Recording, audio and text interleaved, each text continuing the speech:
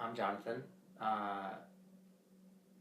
We're here to do a guided meditation and then have a very interesting discussion, as they've always been. So so first we'll do introductions, then we'll go through 3 to 5 minutes of mindfulness meditation, then a longer guided meditation where we'll think of a time when we felt a strong positive feeling. You'll find out what it is for today. The first one was excitement. Second one was love. The third one was a New Year's resolution one, so it was accomplishment. And the fourth one was peace.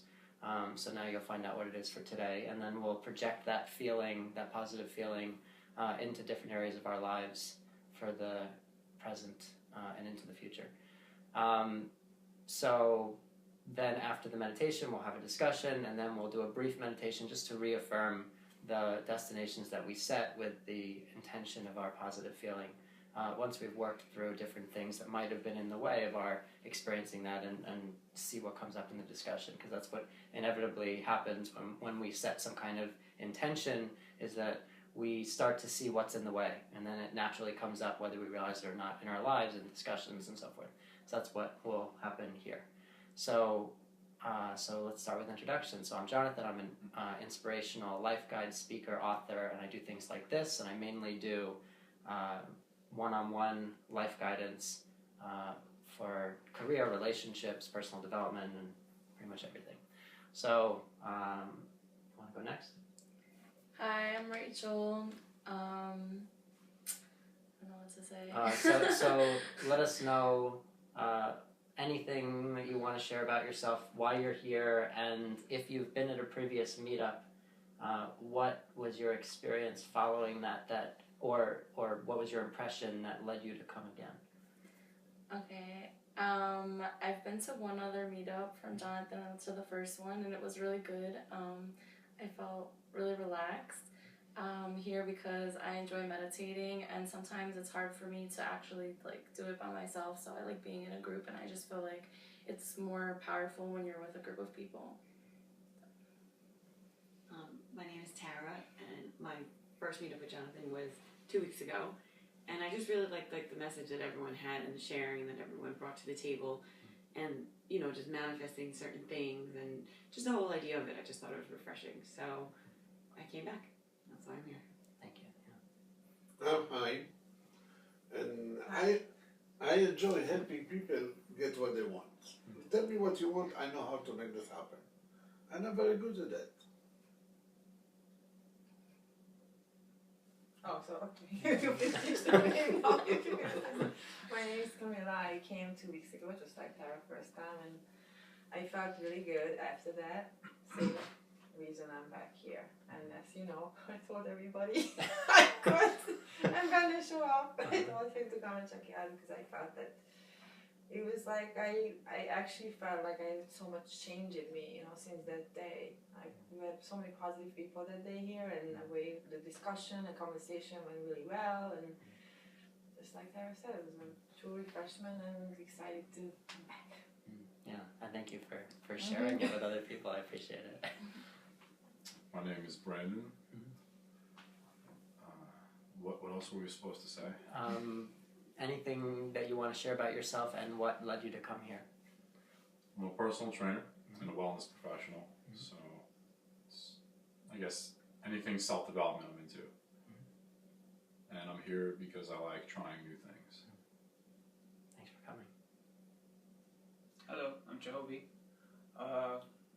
I'm a photographer and a videographer. I met Jonathan about a month ago, I believe it was. I sent him a message on a meetup because I wanted to help him out with his video capabilities on YouTube and whatnot. So ever since the last meetup, I've been very focused. So I felt like I would like to refocus again. That's a great, yes, I agree. That's a great word. That's exactly what I felt. Besides the rest. Yeah. Good.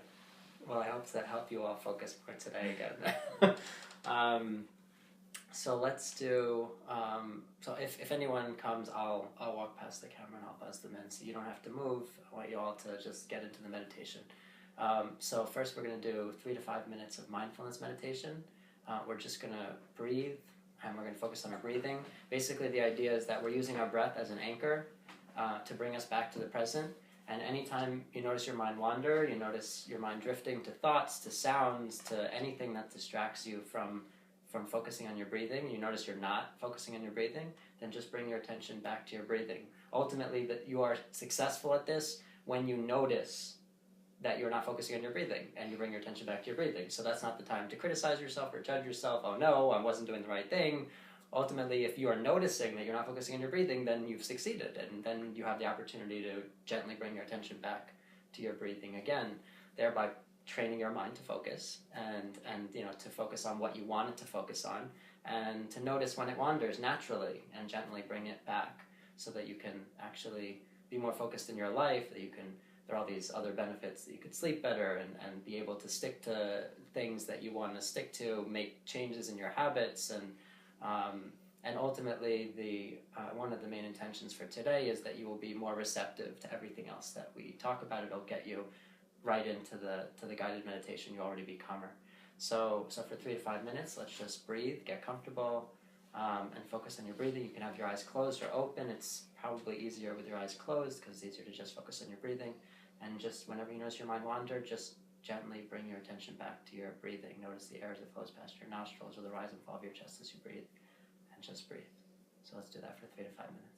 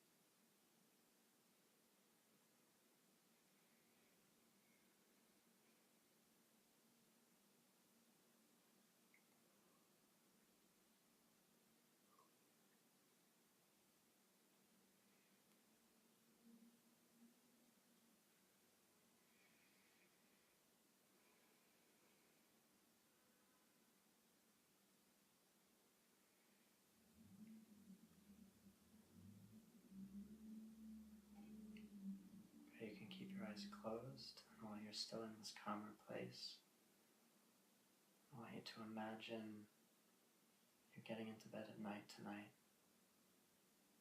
and reflecting on the day and feeling like today was a really good day. You made all the right decisions about where you were. At every point in time, it seemed like it all worked out perfectly. You were exactly where you were supposed to be at every point in time today.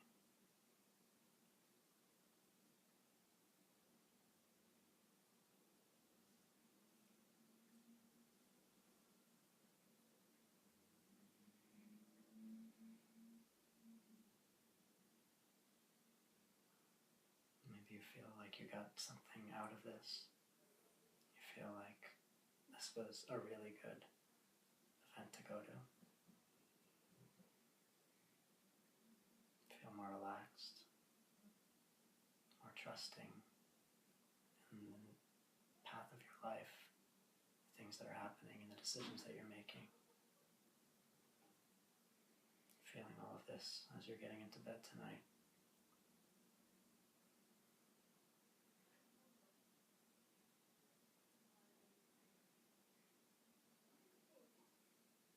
And just feeling really satisfied as you drift off to sleep tonight.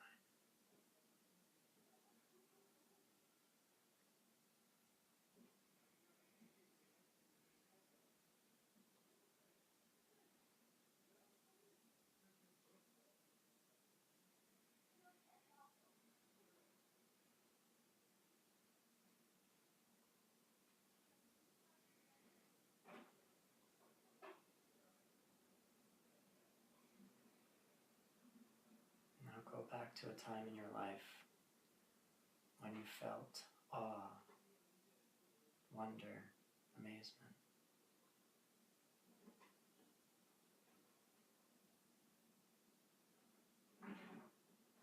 Maybe you were standing before a beautiful landscape, tremendous canyon or ocean or sky.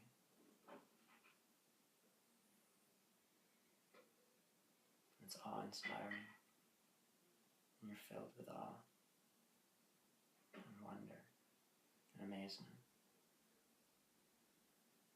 Maybe it's the contemplation of vast concepts and ideas like God or infinity or eternity. And you have some insight, some clarity.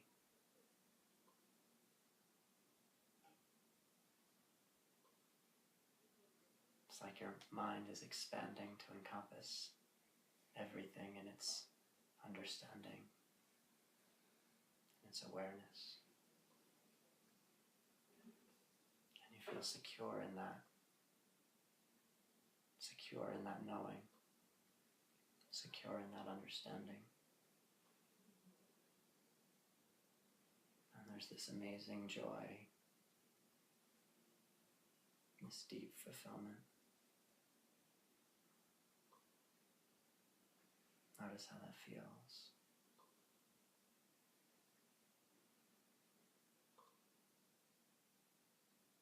That expansive feeling.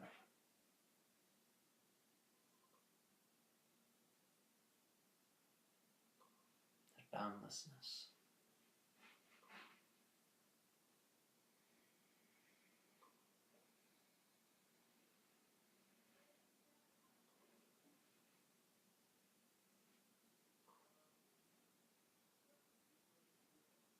Just stay with that awe, that amazement, that wonder at the vastness of things and at your ability to grasp it.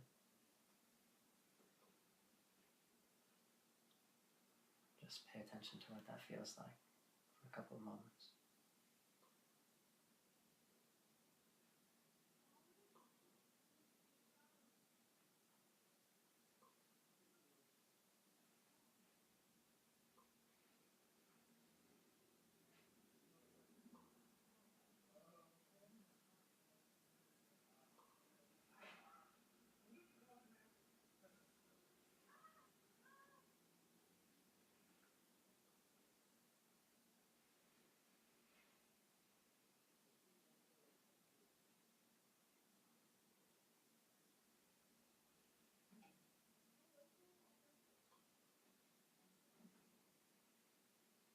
project that awe, that wonder, that amazement into your experience of your body and your health in the coming days and weeks and months. Imagine what it would feel like to feel awe in regard to your body and your health, to feel amazement and wonder.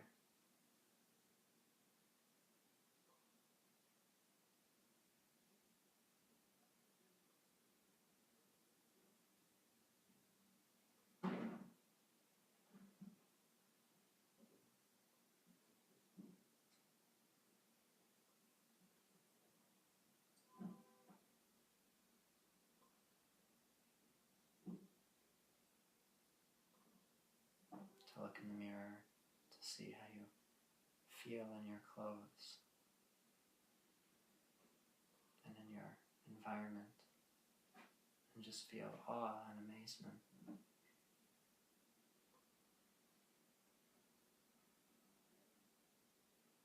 To be in awe of how healthy you are and how healthy you feel.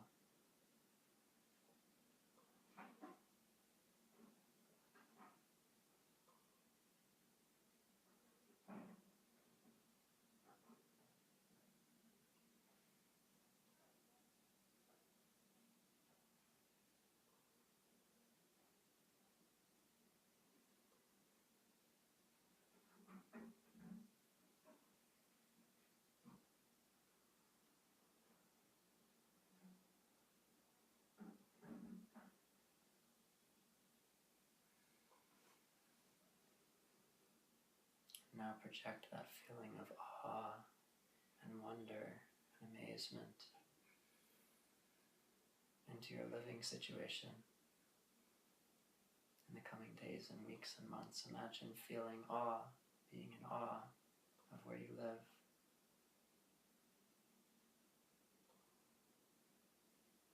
Feeling amazed that you get to live there.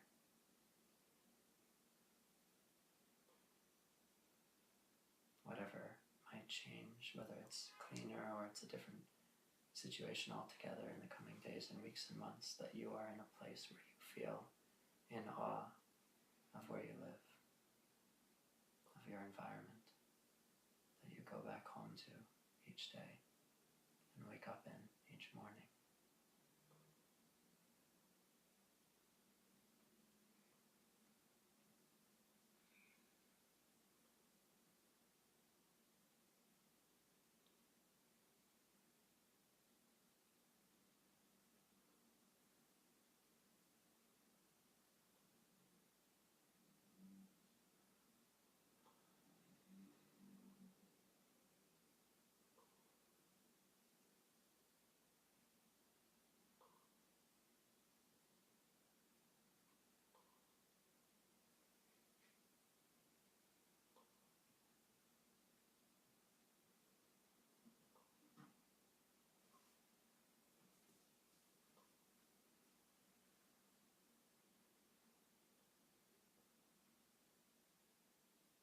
And now project that feeling of awe, of wonder, of amazement into your career in the coming days and weeks and months.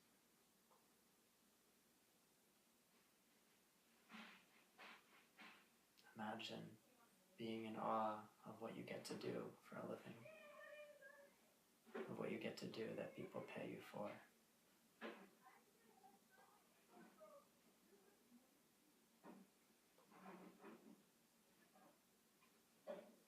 Being amazed at what sustains your living.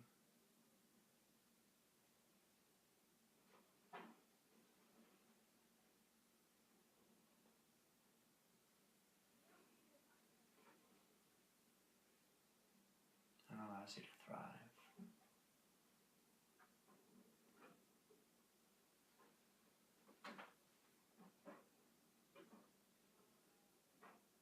Whether that's the same job as you're in now or a different one in the coming days and weeks and months, to to just be in awe of it.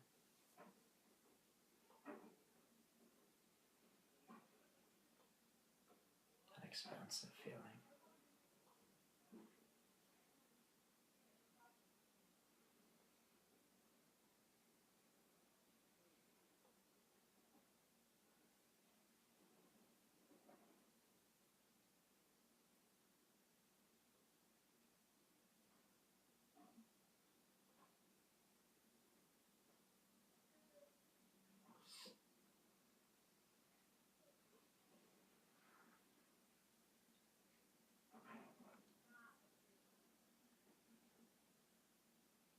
And now project that feeling of awe into your financial situation, the coming days and weeks and months.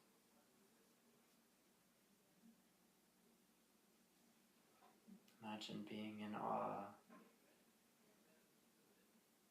of your financial situation.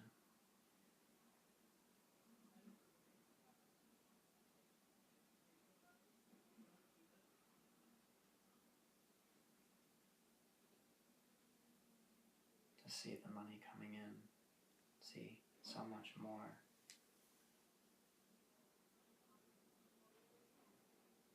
than ever before. To just be amazed by it. To be in wonder. To feel security in that expansiveness and fulfillment in it.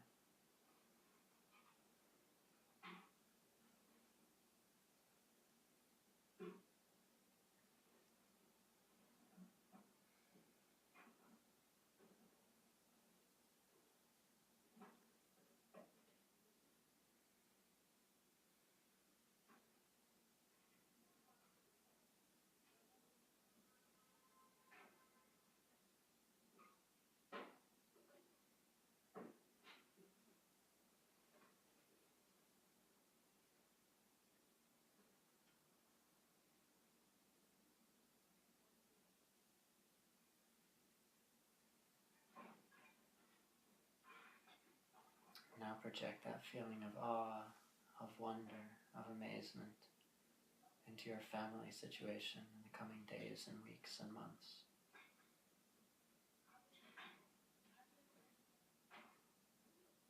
Imagine being in awe when it comes to your family, what that would mean for you in the coming days and weeks and months. To be amazed. That expansive wonder.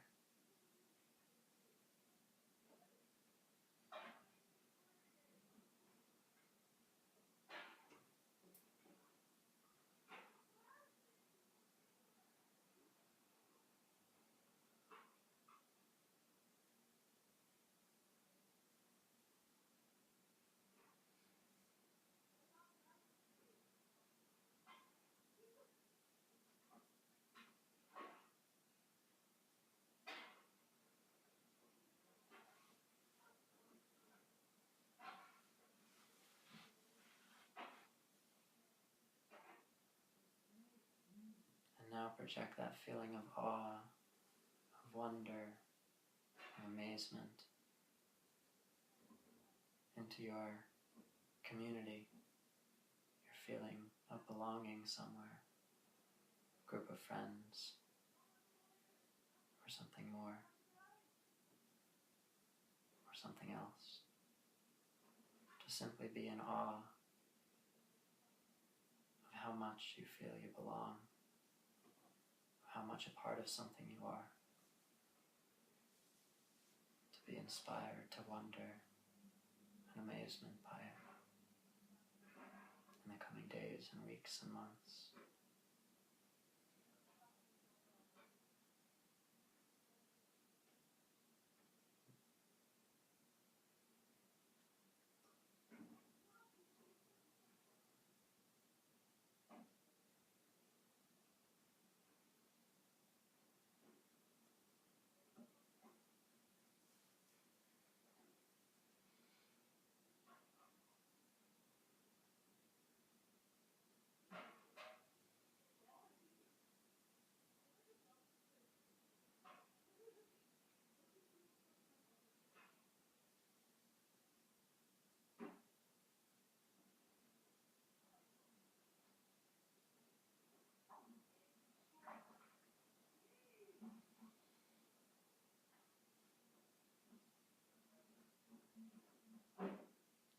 project that feeling of awe, of wonder, of amazement into your friendships, your close connections with other people in the coming days and weeks and months. Imagine being in awe of how connected you feel with the people close to you, of having people you feel that way with in the coming days and weeks and months. To be amazed by it.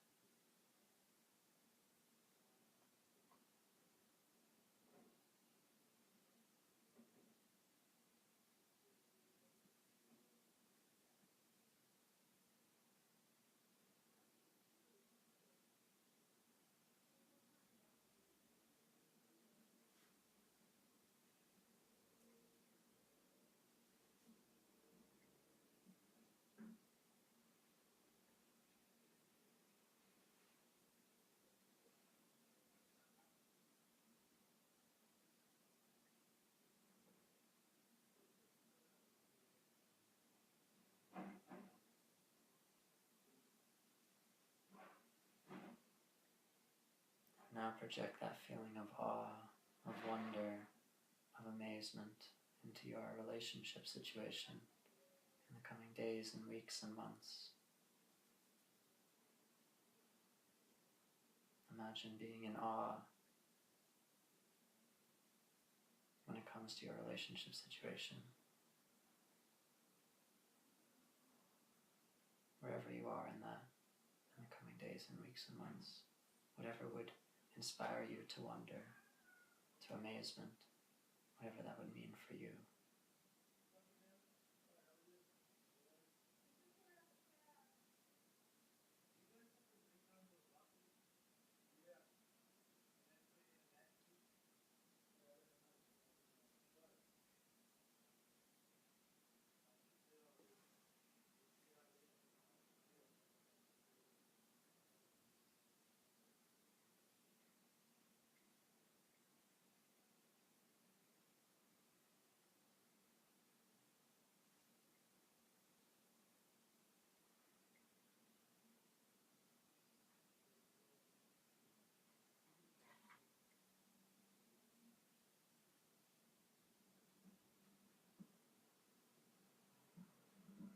Imagine being in awe of every aspect of your life, to be inspired, to wonder, to be amazed by your life and every aspect of it, and everyone in it, and everything in it in the coming days and weeks and months. To just be living in almost continual awe and wonder and amazement.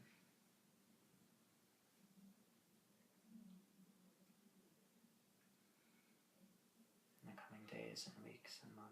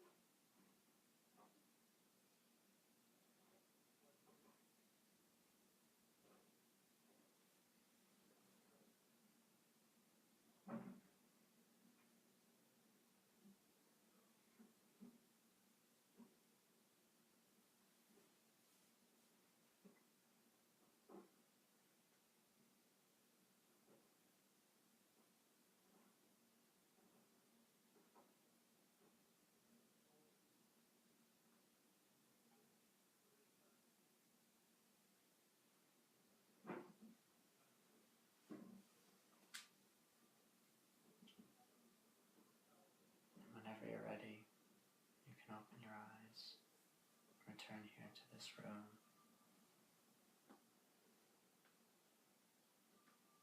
With full presence and awareness.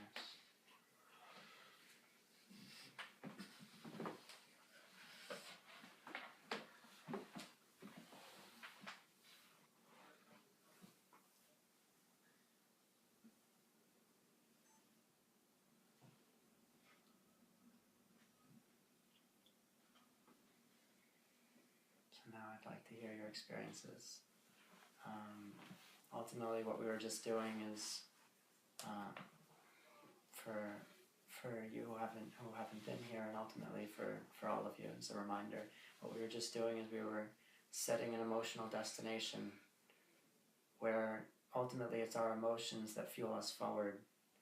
It's our emotions that power us, that inspire us, that motivate us, that get us to do things.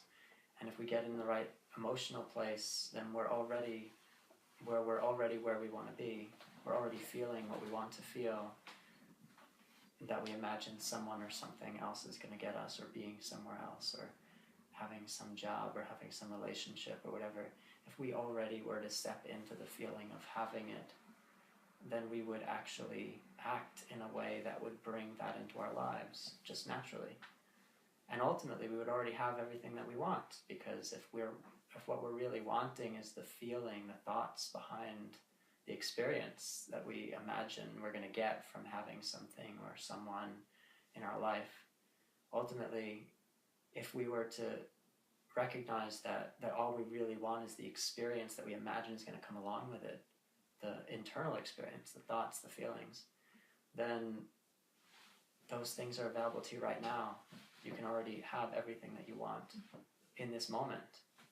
And then when you already are in it, you're already there, you're already where you want to be in your internal experience of your life, then your life shapes to support what you're already experiencing as you're motivated to do different things, say different things to different people, go out there and do something that otherwise you wouldn't have thought to do and act on, to say something with a different intonation, different facial expression that gets you a different result, that determines whether you get a job or a client, or whether you don't, that determines whether you bring a certain relationship into your life, or a different one, or one that inspires you to ultimately feel whatever it is that you are already creating for yourself. So ultimately, it's like we have our own internal GPS system where we choose what we think, which causes what we feel, which causes what we're inclined to say and do, our wants, our instincts, our desires, which leads to what we actually say and do, which leads to what comes into our physical lives. So our thoughts are sort of the destination, the address that we're plugging into our GPS. Our feelings are a gauge of whether that's a good destination or a bad destination to go to, whether it would feel good or bad to go there. And ultimately, our feelings are also the fuel in the car that motivate us in that direction and get us to go to that destination that we've plugged in with our thoughts. And then our wants, our instincts, our desires are the directions from the GPS, telling us turn right, turn left, go straight, act on this opportunity, talk to this person. And if we listen to those directions and we act on them, then we will get to whatever destination we plugged in with our thoughts. And so what we were just doing is we were creating a destination, the most powerful form of destination, which is the emotional part. When you want to create something in your life, then the first step would be to rehearse what it would be like if things turn out the way you want. We're often inclined to rehearse how things might not turn out the way we want, and then we end up afraid and skeptical and doubtful and hard on ourselves as we try to avoid getting the outcome that we're focusing on. Like riding our bike, looking at the pole that we don't want to crash into, we find ourselves pushing at the handlebars, trying to turn the wheel every step of the way as we head right into the pole. And alternatively, we could simply decide that we'd rather go to the open field off to the side and look there instead of the pole. And if we look in the direction that we want to go, then we go there. And so ultimately, rather than saying, I will not think of a big pink elephant, which never succeeds, that we would say, I would love to think of a big empty space, or whatever it is that we would rather have instead. And so whenever you notice that you're focusing on something that's making you feel bad, then that would be a great time to say, what would I like instead? And then look there and focus your attention and energy on that. And then you'll just naturally steer that direction.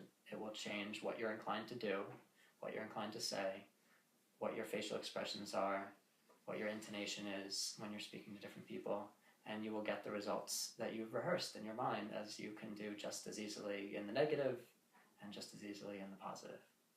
So ultimately we were just doing it in the positive. And we were just imagining awe for different areas of our lives, to be inspired to awe by different areas of our lives. So ultimately now I'd like to hear from you. What were your experiences? What was something that you thought of when you were trying to go to an experience where you felt awe? If you want to share what that experience was, where you felt awe, and also what might have gotten in the way. Were there any areas of your life where you had trouble imagining being in awe? Feeling wonder, feeling amazement, and ultimately, were there any where you had an easy time doing it?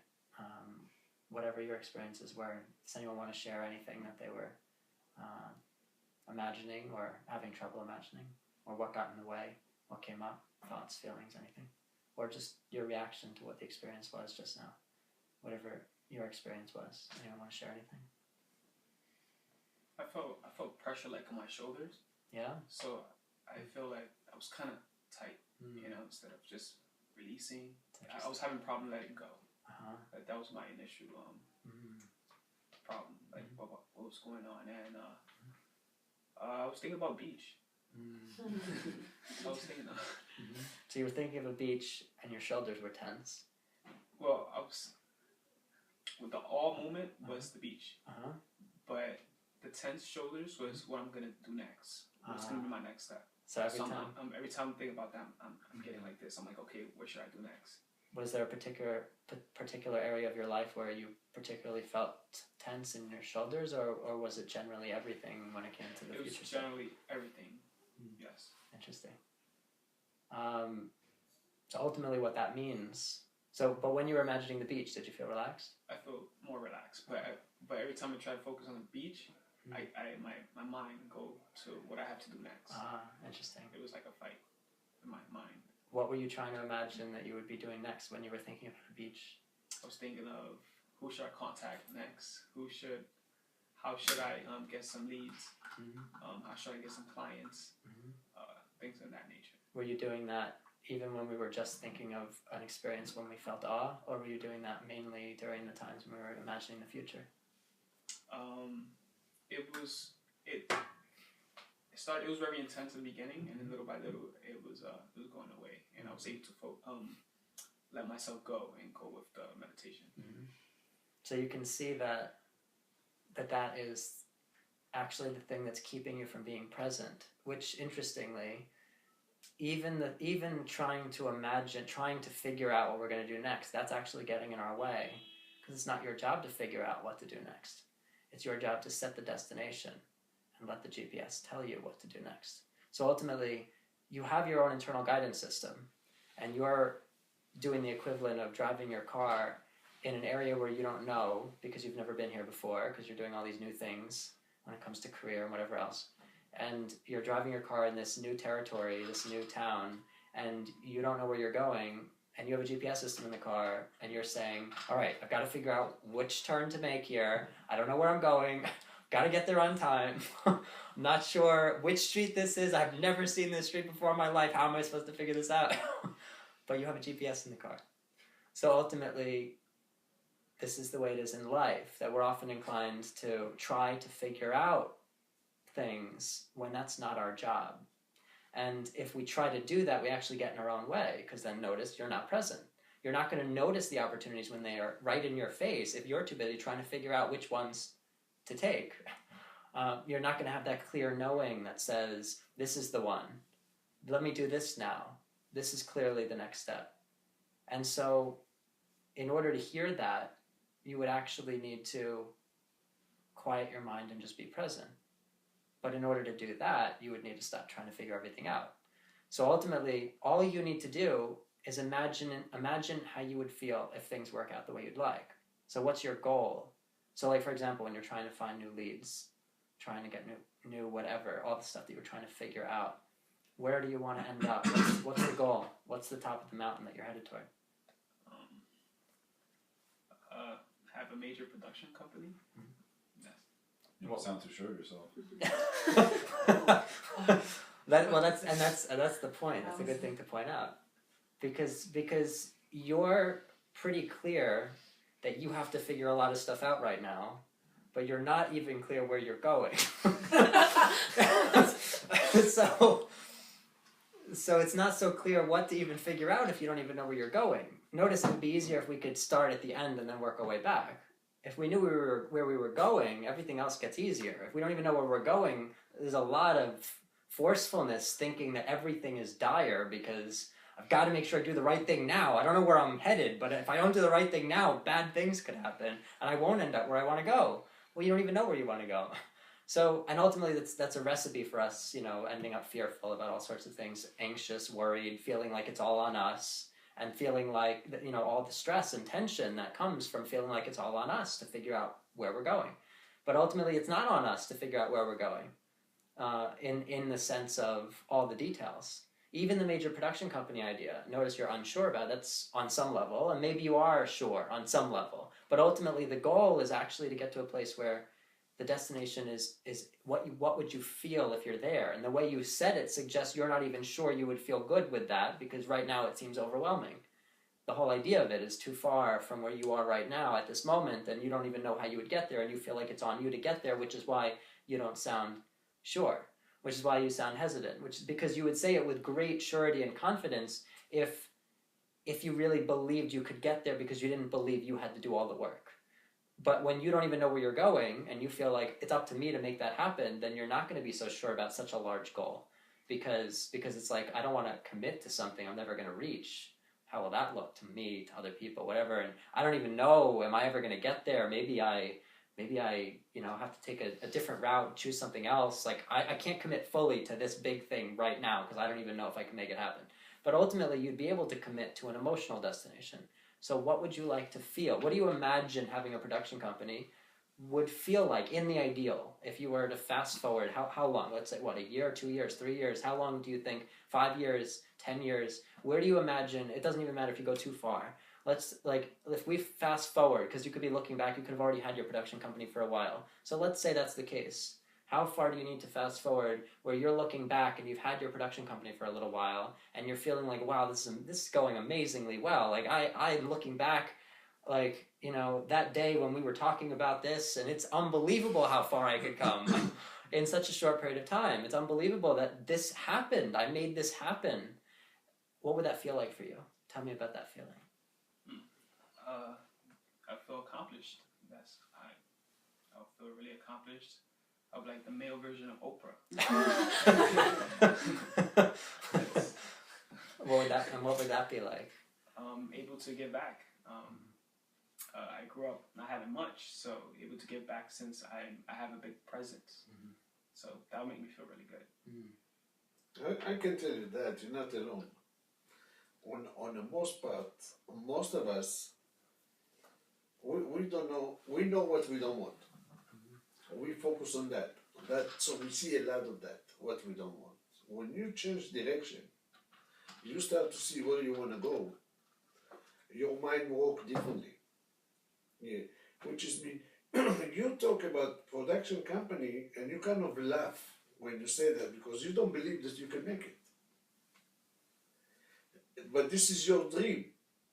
And you're afraid to talk about that. People may joke or make fun of you. Yeah.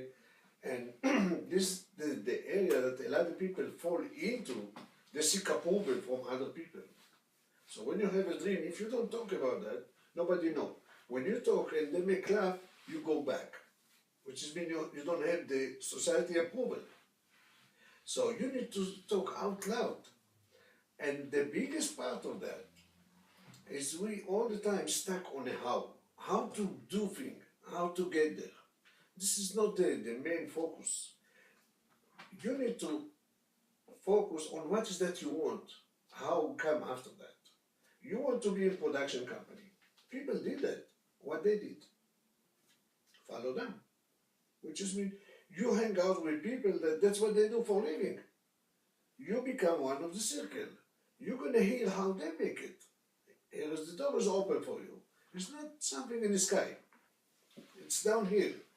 And you mentioned another thing, which I recommend, don't say it anymore. You say when you're coming from. Don't do that. Say where you're gonna go. Because you kind of justified why you're not there. Because I coming from that area in my life. Yeah? So if I don't go there, I justify it. Don't do that. Very good advice. I don't give advice. This is the way to feel. It's true. It's often we often get wrapped up in our identification with our past, and it's important to recognize how far we've come. But if you were thinking of it as that, if you were thinking of it as like, I'm already in that production company, I have it, I've made it, wow, how far I've come, this is amazing. If you're in that feeling, that's a different feeling from like, identifying with your past. It's a different feeling when you say, this is where I'm coming from, versus this is where I am looking back at how far there is between there and here. Because now you're feeling like you're vastly in a different place, instead of feeling like there's still some part of you that's there. And you don't need any part of you to still be there if you're headed, all the way over there. You can't actually stretch that far.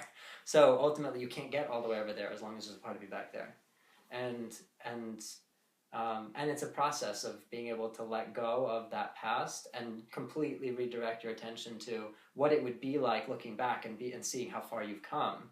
And so that you're really, that looking forward is really, like, even if that seems like difficult to believe for you, then that's what you do. You step into, it's already happened. Wow, I had trouble believing that a couple of years ago. I had trouble believing that this was possible.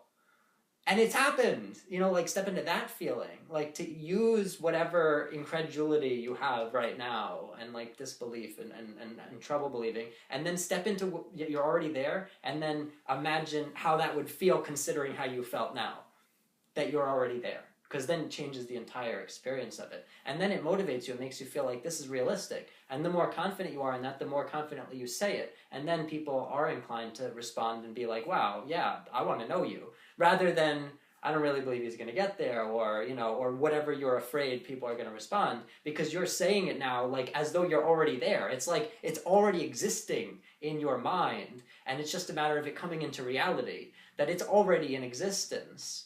And so you're just showing all of us the thing that already exists as far as you're concerned. That level of confidence, because you're already living in it. You already feel what it feels like to be there. It's not the physical, tangible things. You don't know all the details of it yet, but you know what it feels like, and that's what you want to increasingly add to. To imagine every day when you wake up in the morning and you imagine that you already have your production company, what that feels like, how amazing that is. And just live in that for a little while every morning. Because then each day is going to be guided by that destination. Then you're going to notice that things are going to pop into your head. What can I do right now? And it's not going to come from all this trying to figure it out. It's going to come from, okay, that's where I'm headed. What can I do right now? And then the answer just comes to you.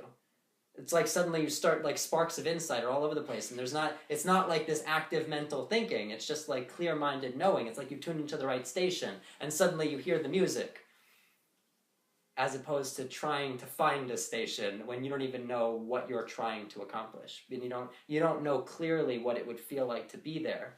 We can't get there until we know what it feels like. But once we know what it feels like, the rest just works itself out, and then we're propelled forward by that feeling. So every step of the way becomes increasingly enjoyable and fulfilling, because we're motivated by the fact that we're already living in our ideal reality on some level, in our emotional experience of things and the way we're thinking about things, and then we take the actions that make that reality. Yeah, go ahead. I wanted to add something to that, when you have goals like that, and some people really don't know you, just be careful who you share your goals or dreams to, because some people will whoever don't believe you might steal it from you. But how could they steal production? If they create their own production company. No, what you believe, they set you back because it's like, oh, you cannot do that. You're not able to. How you think of doing it? You know what I mean? With the negative thoughts, with the negative input, that's what you mean by stealing. That's what I mean. That would, yeah, no, I understand. They can steal the idea. Nobody can steal your idea. Not the deal, the dream. Nobody can steal your dream. No one. because this If is your you don't, dream. if you're not strong enough, if you don't believe in yourself, like in the state where he is right now, he's not fully there yet. So then, if he's gonna share it with the people who she shouldn't, then they might gonna not, you know. But you know see, what I but mean? see, that's why the important have thing. to The be- important thing is not sharing, because that's acting out of fear to some degree. It's actually doing what you would need to do to be confident in it, so that when you share, it's with the right people. It's just natural. It's not that you're avoiding sharing; it's that you're actually inclined to share it with the Okay. people where it would support you. But you're right. You're on the right track. But it's all about how you think about that, because you don't want to. You're not acting from the fear of sharing it with people because they might reflect things back that are bad, which does happen when we're not in a confident place. The idea is that we imagine that confident place, that we're living in that, so that we're just naturally inclined to share it with the people who would boost us in that, and ultimately might be the right people to network with to get us there. So it's, there's no reason to avoid things. There's a reason to move toward the things we want. So it's never moving away from what we don't want. It's always moving toward what we do want. So it's not keeping things from people. It's choosing the right people. And it's easy to choose the right people when we're in the right mindset, when we're already in that confident place. Did you want to share something? I heard you. Yeah, that could be similar to your parent, you know, your mother or your father who always put you down. And you Exactly, share with them. right. And And so those- that's you're what I right. mean. No, like, you're you totally have to right. Be careful. You're who right. You're gonna, There are. You may be your mother, your father. Oh, Dad, you know, I just you're so excited, and your Yes. dad or your mother gonna tell you something, and you're like. Yes. And you go right back where you Yes, came from. exactly. I came from a poor family. I didn't have money. And I Yeah. don't deserve that. Yeah. So you know, so the beginning Yeah, you yeah. have to be very careful. Yes, at the beginning, That's what I you're mean. completely right. You're completely right. You're on the right track with that. I know. The way you present it. But The I'm trying. point- I'm just The point is, when you present it to people, it doesn't matter who they are, how strong you come from you. They start to believe in you. Right. Now, you want to believe that that's going to happen for you. You need to step it up, that you know that it's going to happen. This higher degree than belief. Because when you say, I believe it's going to happen one day. We Yes. don't know when. When I say, I know it's going to happen, now it's around the corner. And ultimately, what Camilla's saying, you're totally right. Obviously, there are certain people at the beginning you don't share things with. And then at the end, they might yeah, gonna the fall thing- out of at the the- basket. at- You won't even talk to them right at the anymore. well further along, when you tell people about things when there's a physical reality to it, there are certain people where that's the time to say it. Like, you know, there are like, when if you've had an experience where sharing things with your parents, you were inclined to, like, you know, if they discourage you, if those are the people who discourage you, or your siblings, or there's some friend who always like gets you down when you share certain things, then that's not the person to share your dreams with when you're still like iffy about your dreams. That's the person to share things with once you already see things coming into actuality, and you can say, look at what I've done, and then they believe you because they see it, as opposed to sharing it when it's still in the place of, it's a reality but it's in your mind. Yeah, that sounds Exactly. No, you're right. Totally. Because you don't want to set yourself up for discouragement. I am selective who I share with. Yeah. That's why I share. Yeah, I know. Here, because here's the right place. Because you Also- share it where it's gonna boost you up instead of It's pulling you even down. more than that. When you say it, you make statement. Now it's up to you to make that happen. It's not up to me. I'm listening to that. I don't know you. When you make that statement, now it's on you to make it happen. But it's all about how you think about that, though, because the on you, then you could start thinking, oh no, now I have to figure things out again. It's really on you to just live in the reality of it, and then do whatever would guide you toward making that happen. Ultimately, your GPS will help out with the how, like you've been saying. The how is going to be taken care of, but your job is to figure out the what and the why. If you like, that's Chaim's words actually. Ultimately, if you know the what and the why, you know what you're going to. You know that you have a production company. You know why. And you have your reasons, and you have your motivation. You have your driving force. As long as you have your what and your why, then you're good, because the how will work itself out as you go. But you've got to be really clear that you're living in the what. It's already your reality, and you have your why, because this is what means something to you. This is the purpose you're creating for yourself, and there's a reason for that. And then when you have that strong motivation, that strong motivating force, and you're already living in that reality, and each day you can wake up and you can imagine that as though it's real, and you can take a moment and meditate and like step into your breathing, because you're going to be breathing in that future just as you're breathing now. And if you can just be with your breathing, then you can step out of where you are emotionally here, out of what's going on around you in your reality, out of any beliefs or anything here, and you can just be in your breathing.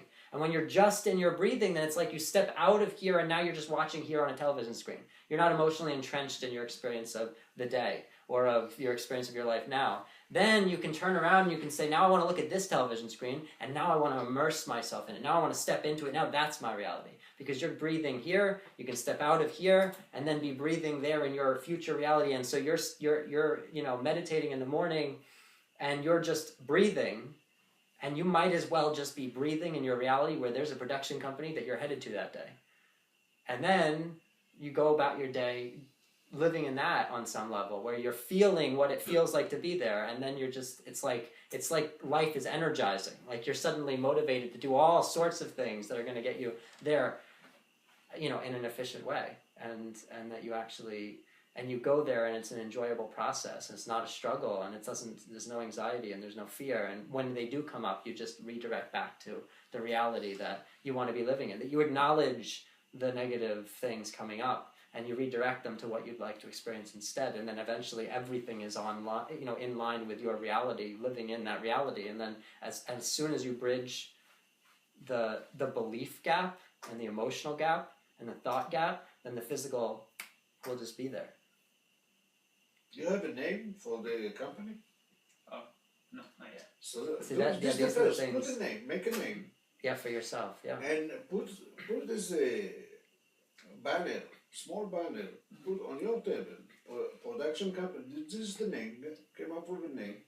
Production company, and contact information. Put your name and number and email address, and put it in front of you all the time. This is the beginning. I mean, you need to come with something. Start with the name. Now the name going to give you force, give you some power to go forward. Don't delay it. There's no point to delay it. If it's not for you, stop. Well, the more you create the reality and the more sure you are of it, the more details you're going to find yourself working out about the future reality, because it's just, you're living in it, and then you realize, oh, I need to have a name for this production company that I'm living in, that I have, like, I'm walking to a production company today, what name does it have?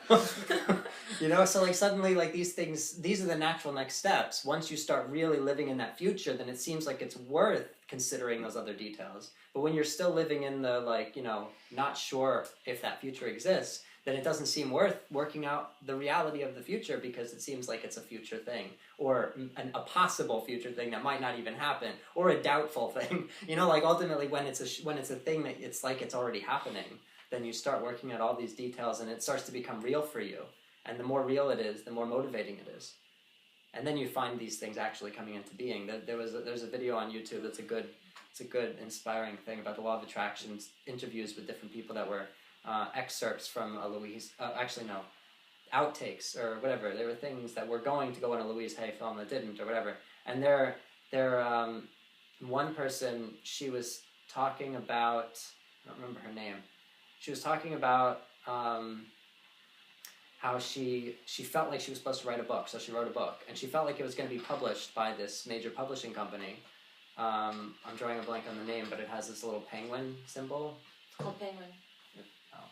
Yeah, it is. It's like Doubleday or something. It's. Are you sure? Is Because it? there's No. a company called Penguin, and I it's a don't think publishing it's company and something. has a little penguin. Whatever it is. So there's this little symbol. So she ended up cutting them out of different books. I personally would have just copied them or something. But so she cuts them out of different books, and she puts them next to her name as though it's her name on the spine of the book, and she puts it all around her house. And then her book was published by that publishing company. It's very works. Because you see it as reality. The more you see it as reality, you can't be doing that and thinking, I'm just playing around. If you're thinking, this is actually the way it's going to look, then that's what it's going to look like. It just happens because if you form it in your mind, then it comes into reality. Because that's the way reality works. Because even though we're often inclined to believe that reality happens to us, things happen and then we experience them. Everything that we experience begins in here. It begins in how you were treating yourself, what you were imagining, what you were focusing your attention on. If you were actually present to every thought and every feeling that you experienced, and every want that you expressed internally, then you would be able to trace every single thing that happens into your life, every little detail back to something that happened internally. And it's just that we're usually not present enough to every little thing that's going on. And when we're not present in general, then there's so much going on in here. It's all this staticky stuff and all these canceling each other out thoughts and feelings and everything. And so then it's very difficult to trace things back because that, you know, this was canceled out, so that never happened. It's like, oh, see, things don't happen. And then there's this other thing that happens where like, I didn't intend that to happen, but we were really giving a lot of energy to it. And like, you know, so there are all these things that happen that it's not clear where they're coming from if we're not present. But when we're present and we're focused and we use this, you know, amazing creative machine that we have ultimately, which is our focus of attention, the power to focus our attention on what we want rather than on what we don't want. If we were to use that and be present and really be willful about every thought we thought and every feeling we experienced and every way in which we treated those thoughts and feelings and the desires that we have, the way we respond to ourselves, if we were totally present and focused in every moment, then we would be able to trace everything back to a thought because it would be so clear that it would be like, of course, that happened because I thought that yesterday. You know, I have to say something. Before I fell on the slopes with my skis, actually I was going so fast, I said, oh my God, Camilla, if you would fall, what would happen? You have no idea. You would... And I kept thinking of that. Yeah. And I did fell and I was out of work. I tore my ACL, my skis. I actually freaking manifested that for myself. Yeah. If I think back, it's very, very true. You have to be so careful what you think. I mean, Yes. there was such a meditative state. Yes. Lying down in the sauce that I was totally manifested that for the Yeah. next day or the same day, I'm not even sure. Mm-hmm. Isn't it? And it's So- amazing how powerful we It's are. scary. That we can do things like that. So Okay. you see, it's good that we live in a physical world where most of our things are there's some kind of delay, that there's some like we have to like move through the molasses a little bit to get from like here to out here. Because if we were living in a world where things were completely instantaneous all the time, constantly, imagine all the things we would be creating when we're Oh my God. still working on learning how to Your best. focusing our thoughts. Right. So actually, that Michael Crichton's sphere sort of plays on that. I mean, not necessarily that he was thinking about the law of attraction, but there's this sphere, this like metallic sphere, and like when people like come into contact with it, then everything they think comes into reality. And these people are in this Is it a like movie? submarine. It was a book and movie. Oh. These people are in this like submarine and they're imagining these terrible things. They don't realize who's creating the reality because they didn't all know that Oh each my person God. touched the sphere. And so like, but anyway, there are all these horrible things happening because and no one knows who's creating what. But ultimately that's Very interesting. so if it's a good thing that we have this physical life we're here to learn how to focus our attention, to do it at will, to do it on purpose. Because, you know, you think, oh, what if I drop this? You know, you want to redirect that. Well, I hold everything securely, everything's fine. You know, what if I fall? That could be terrible. No, I'm good. I've been standing up this far and I'm going to keep standing and I'm going to come back from my trip feeling fantastic. And, you know, that you redirect everything that isn't positive. Because if you are always ending on a positive destination, because you have time. It's not like the moment you thought, I fall, that you fell. And that's the point. In this reality, you have a little time to take it back. You know, you have a little time to redirect it, to redirect that energy, because you have this whole river of energy in life behind you. The whole world is behind you. And it's up to you where you direct the river. You can't block it. You can't dam it up. We try to. We say no all the time. But that doesn't work. But we can redirect it. We can say, I'd really like this to happen instead. That would be so amazing. I could imagine that reality, and that would work out really well for me. You know, so you imagine you fall. Since you didn't fall yet, you could think, You have switched that. you know, yeah, I could stay standing up, and when I get back, I could feel amazing about how the trip went, and I could be walking normally and feel really good and healthy and vibrant, and so that's what we have the power to do. Now notice, obviously, that requires being present. If we were to practice meditating, practice, you know, mindfulness, practice what we were doing today at the beginning, if you were to practice that every day, then we'd be much more present to the thoughts when they first happen. And then we'd realize, okay, this is something I probably want to redirect. Rather than just sort of mindlessly going through those, you know, terrible scenarios and having a lot of trouble getting out of them because we get it like lost in it, and it's you know, and then it's like we're constantly forcing ourselves to try to change it if we're even trying. Otherwise, we're just like going off, you know, wherever they go, and it's like the thoughts and feelings are in control and not us. I mean, actually, it's happened. It's a law of attraction. It's law that working 24/7. And there is 3 laws that working in the same time. I think I talked about that last time. They work no matter what you do. It's working. There is the start with low vibration. We vibrate all the time. Vibration is emotion. Emotion, which is mean energy in motion. When your energy is high, you do a lot of things. When your energy is low, you go to sleep. That's what happened. Now you have the cause and effect. Whatever that you do, you have the effect. You can escape that. Now the law of attraction came. What's that you want to have in your life? So now, when you're on top of that, now you can create your life. Because that's what I want. This is the action that I'm going to take. This is the emotion that I'm going to put into there. Now you create something in your life, anyway, whatever it is that you want. And you can see that when we start really paying attention to this stuff, this is where the real awe comes in. That's why this conversation led this direction. That's the whole point, whether we realize consciously or not. Because if you were to imagine feeling awe, being in awe of every aspect of your life, it would be because you realize that everything you thought is coming into being, that everything you imagined is coming into being, that what you're experiencing, you can trace it back to a thought. That would inspire you to be in awe. That would be amazing. That would inspire you to wonder. That would be that expansive, wow, I understand something about the way things work here because I thought this yesterday and this is happening now. I thought this 10 minutes ago and then this person just called. This person just came into my life. You know, I thought this and then I fell. You know, even in the negative, it's still like, wow, what power I have. You know, and that's where the awe comes in. So you can see how, like, whether we were trying or not, this conversation has been guided by the fact that we intended awe. Because now we're talking about all the stuff between us and that. Because ultimately we talk about the things where we're not present enough to actually, like where we're too busy trying to figure things out to be in awe of what is. Where we're actually not living in that future reality, and so we're living in the now, and then things keep happening the way they are, and that doesn't inspire you to be in awe or wonder or amazement, because it's like if things are happening at a snail's pace or nothing's happening at all, or it just seems like negative things are happening to resist us moving forward, that doesn't inspire us to be amazed. But if we're imagining the reality that we actually want, and even when we imagine things that are negative, but we can trace it back and we could be like, wow, I'm powerful, but that doesn't quite feel like awe. You know, it's sort of like, oh, geez, why did I think that?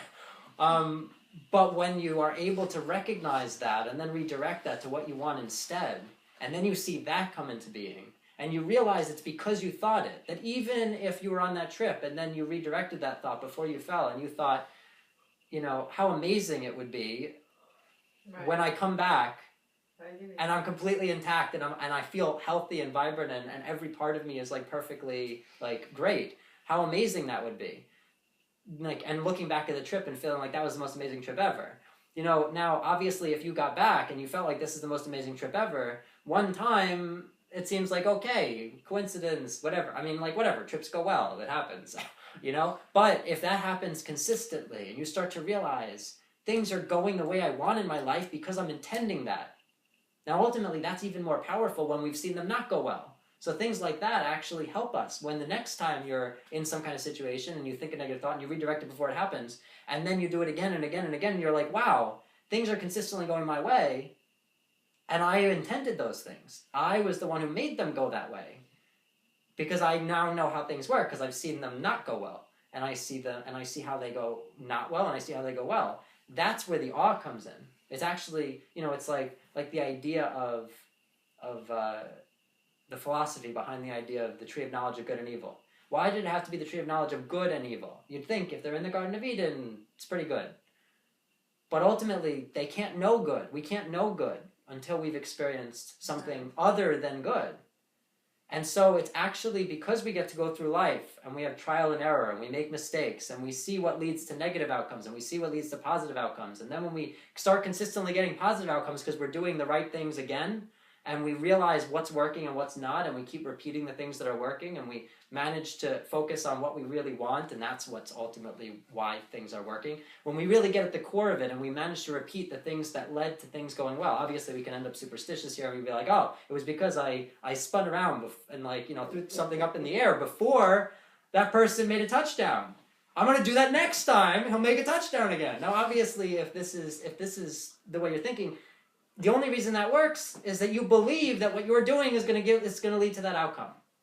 You believe that you're putting energy into the outcome that you want, that if you do this, that you have some control over it. But in reality, we all have control over everything. It's just a matter of that we can sway things. We control our experience. Now, as far as larger things like that, a lot of people are co-creating it, but we create our emotional experience of it, always. And ultimately, when it comes to other things, like you start to see that you're in control of every little detail of everything that you bring into your life. So ultimately, when you give energy to the outcome you want, it happens. Doesn't matter whether you spin around to make it happen. It doesn't matter whether you wear the right socks. You know, ultimately, if you're intending it, you're focusing on it, that's what led it to happen. It's because you believe that what you were doing could make that happen. It's because you have some confidence that if I get up in the morning and I do this, then this is going to happen. And so you take this action, you say, I would like this to happen, and I'm taking this action as a symbolic, sort of gesture to say, I really would like this to happen. I'm willing to take action toward it. It doesn't even matter what you do, and it'll happen.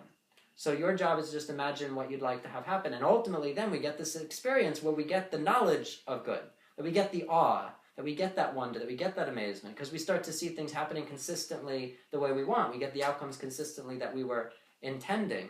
And then we realize we've got something here. That it's not some random fluke, and that we really don't have any control over life, and that bad things could happen to us, and good things could happen to us, and it's in other people's hands. It's in the world's hands. It's in the economy's hands. It's in, our significant other's hands. It's in, the hands of the clients that we have, or our boss, or whatever. That there is no one who's in control of your experience but you. That ultimately, if you intend that you are fully employed and with a certain income by this date, it happens. It doesn't matter who becomes the person who employs you. It doesn't matter how you're employed. It doesn't matter who your clients are, because ultimately you already know where you end up. And so it happens. And ultimately then you're not attached to any particular outcome. You're not attached to it has to be this person, it has to be this job, it has to be this boss, it has to be, this significant other, this person. And when you're not attached to it, then you don't end up desperate and pushing them away as you're expecting too much and needing it to come from them. You're actually with you. And when you're with you, then you get the outcome you want. When you're with you, when you have that relationship with yourself where you realize it's all about what you focus on, it's all about whether you're there for you, it's all about whether you're doing what needs to get done for you to create your experience. And it's not about that experience coming from anyone or anything else. And you realize then that you can go through life confident and trusting that everything is working out as you want it to, always. And that it always will. Because you know that you're going to be in a relationship by this time, and it's going to be unbelievable, it's going to be all these things, and then you work through all the things that are between you and that without even trying. I mean, obviously, you have to do something, but you just naturally notice what's between you and the destination when you set the destination, because you start driving through the streets, and then you notice there's a boulder in the road, and you've got to redirect and recalculate and whatever, and and you realize, oh, there's this this huge hill. I guess we'll have to climb the hill. And so ultimately, that's what we're headed toward, where we can create things because we intend them, that we can create things at will, that we can recognize that every aspect of our experience began in here, that we're responsible for all of it, and not responsible in a blame kind of way, but responsible in a I realized that this came from me, so I could make things happen differently next time, or I can repeat this if I want this to happen like this. Sorry, I gotta go. Yeah, go ahead. Thank you. Yeah, of course. Thank you so much for coming. I appreciate it. Yeah, that's cool. Yeah, it's right off the block, right? Alright. Yeah, thank you. Of course. If anyone else needs to go, we could wrap up with the last couple minutes of meditation, just so that we're concluding, and then we should probably just do anyway, I guess. And then we can all, anyone who wants to stay, we can continue and stay, and we'll have more discussion. But let's do a couple of minutes of meditation.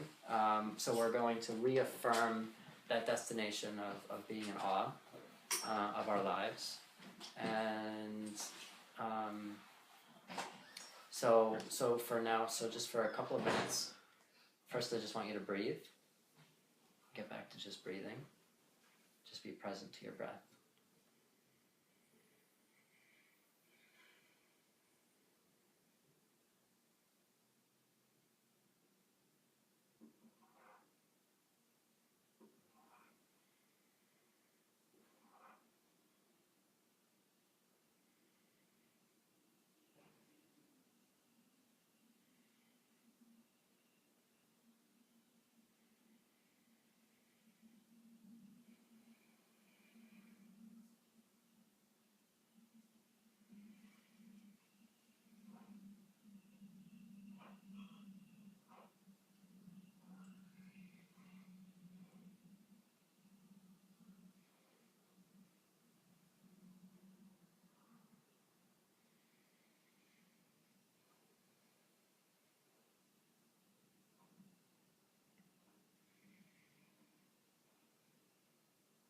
Now step back into that feeling of awe.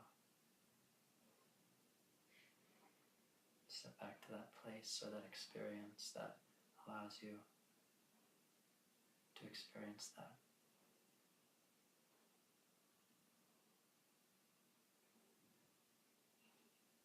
That amazement, that wonder.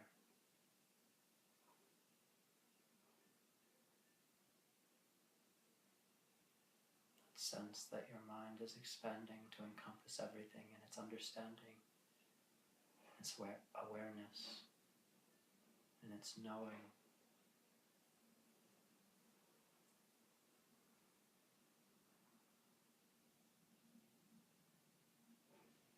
And there's security in that. You can trust. You feel just naturally trusting.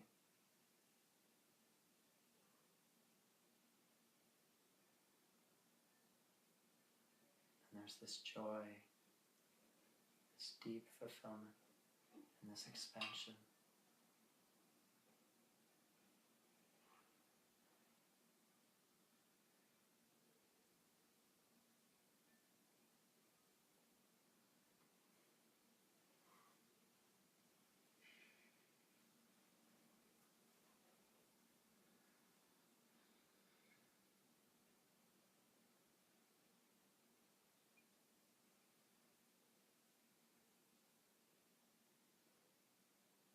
Now imagine that feeling of awe, of wonder, of amazement in your body, in your health, in the coming days and weeks and months.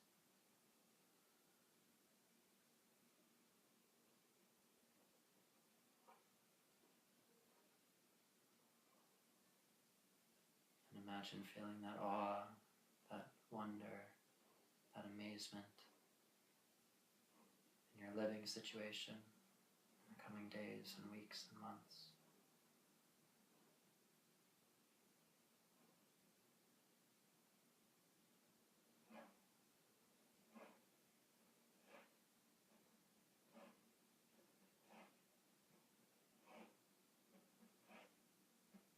And now imagine feeling that awe, that wonder, that amazement in your career in the coming days and weeks and months.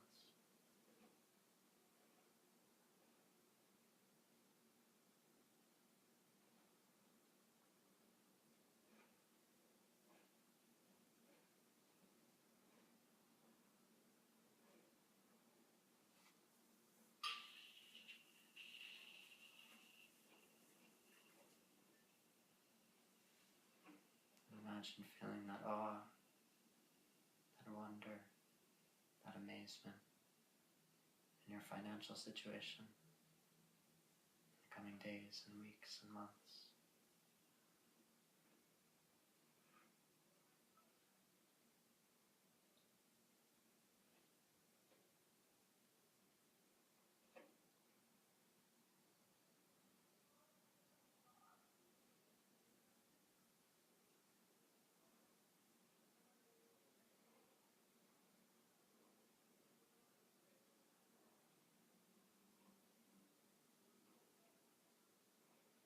And imagine feeling that awe, that wonder, that amazement in your family.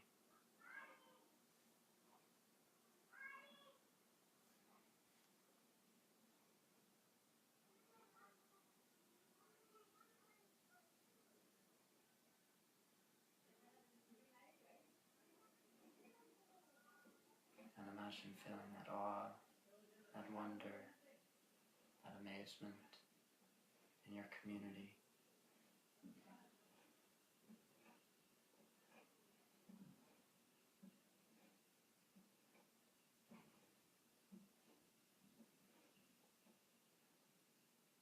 And imagine feeling that awe, that wonder, that amazement in your friendships, your connections with other people.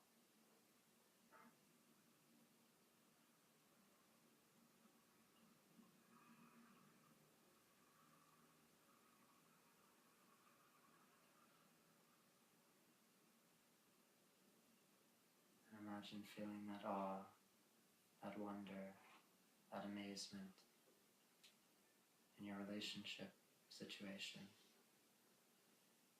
in the coming days and weeks and months.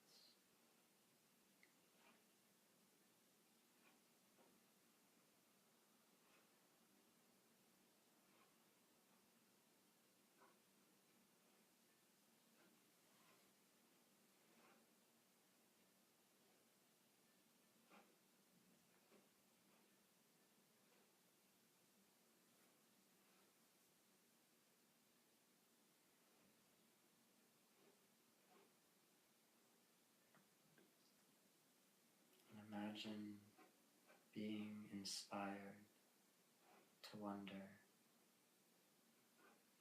to be awe-inspired by every aspect of your life.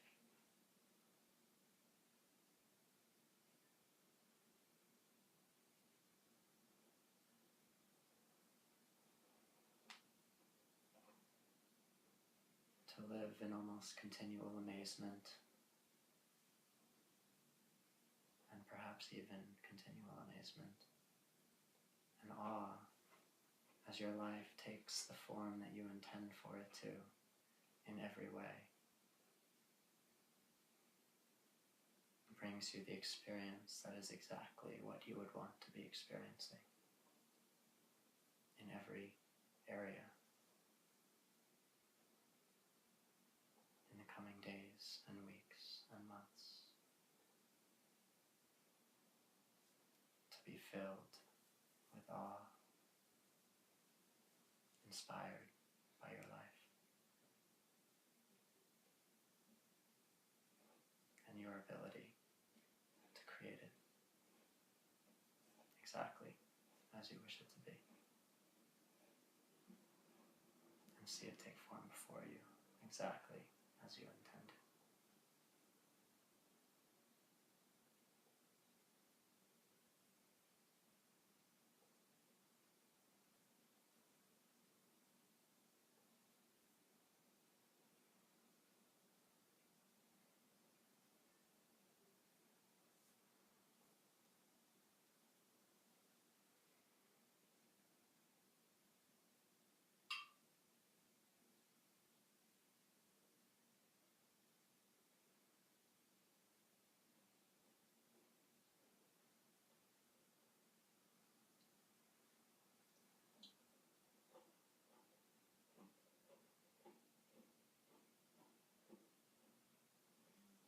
Whenever you're ready,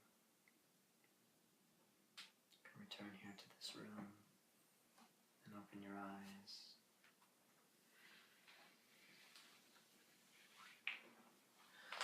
And bring your full presence to your experience of life going forward, ready to experience that awe in every area of your life.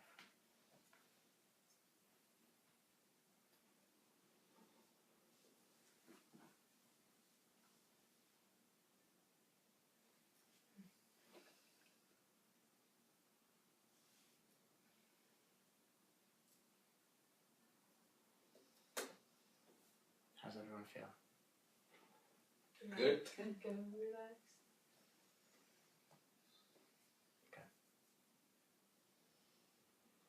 Means you're on the right track.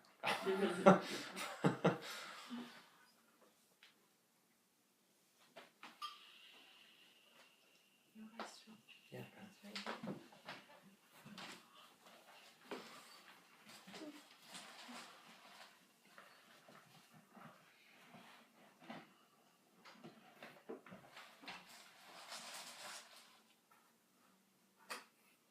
How many books you have? I have 4 printed, and 2 of those are on the Kindle, and I also have a 5th on the Kindle that I didn't launch yet. It's on the Kindle, but I have the intention of setting up. I'm in the process of setting up a whole marketing thing where you guys can take part and help me out. It would only cost you 99 cents.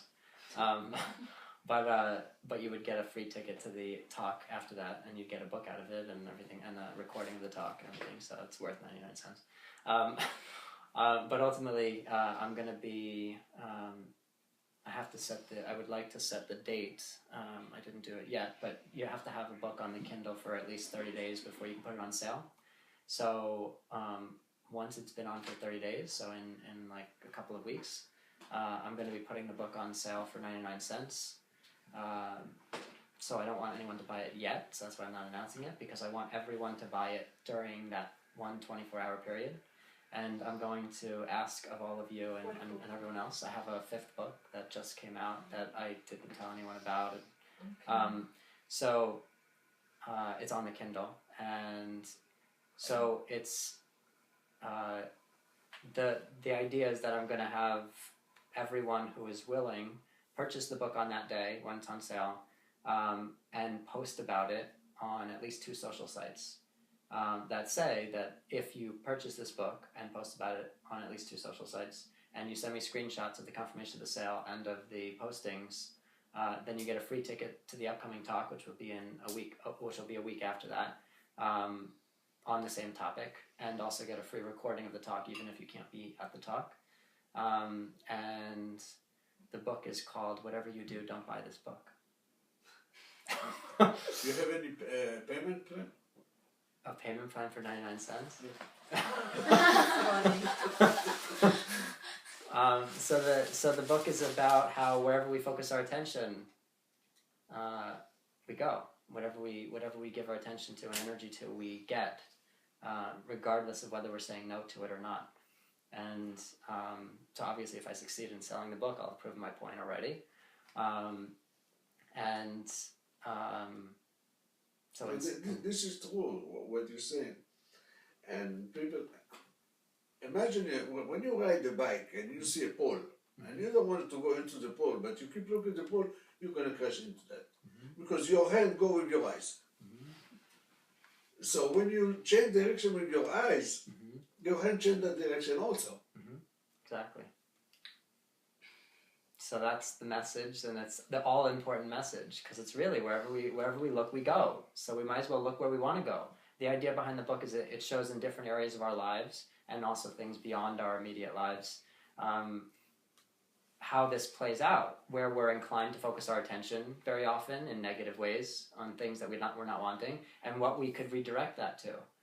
Like suggestions to like get us thinking in terms of noticing the pole and then redirecting, rather than just continuing to stare at the pole and trying to somehow avoid going there.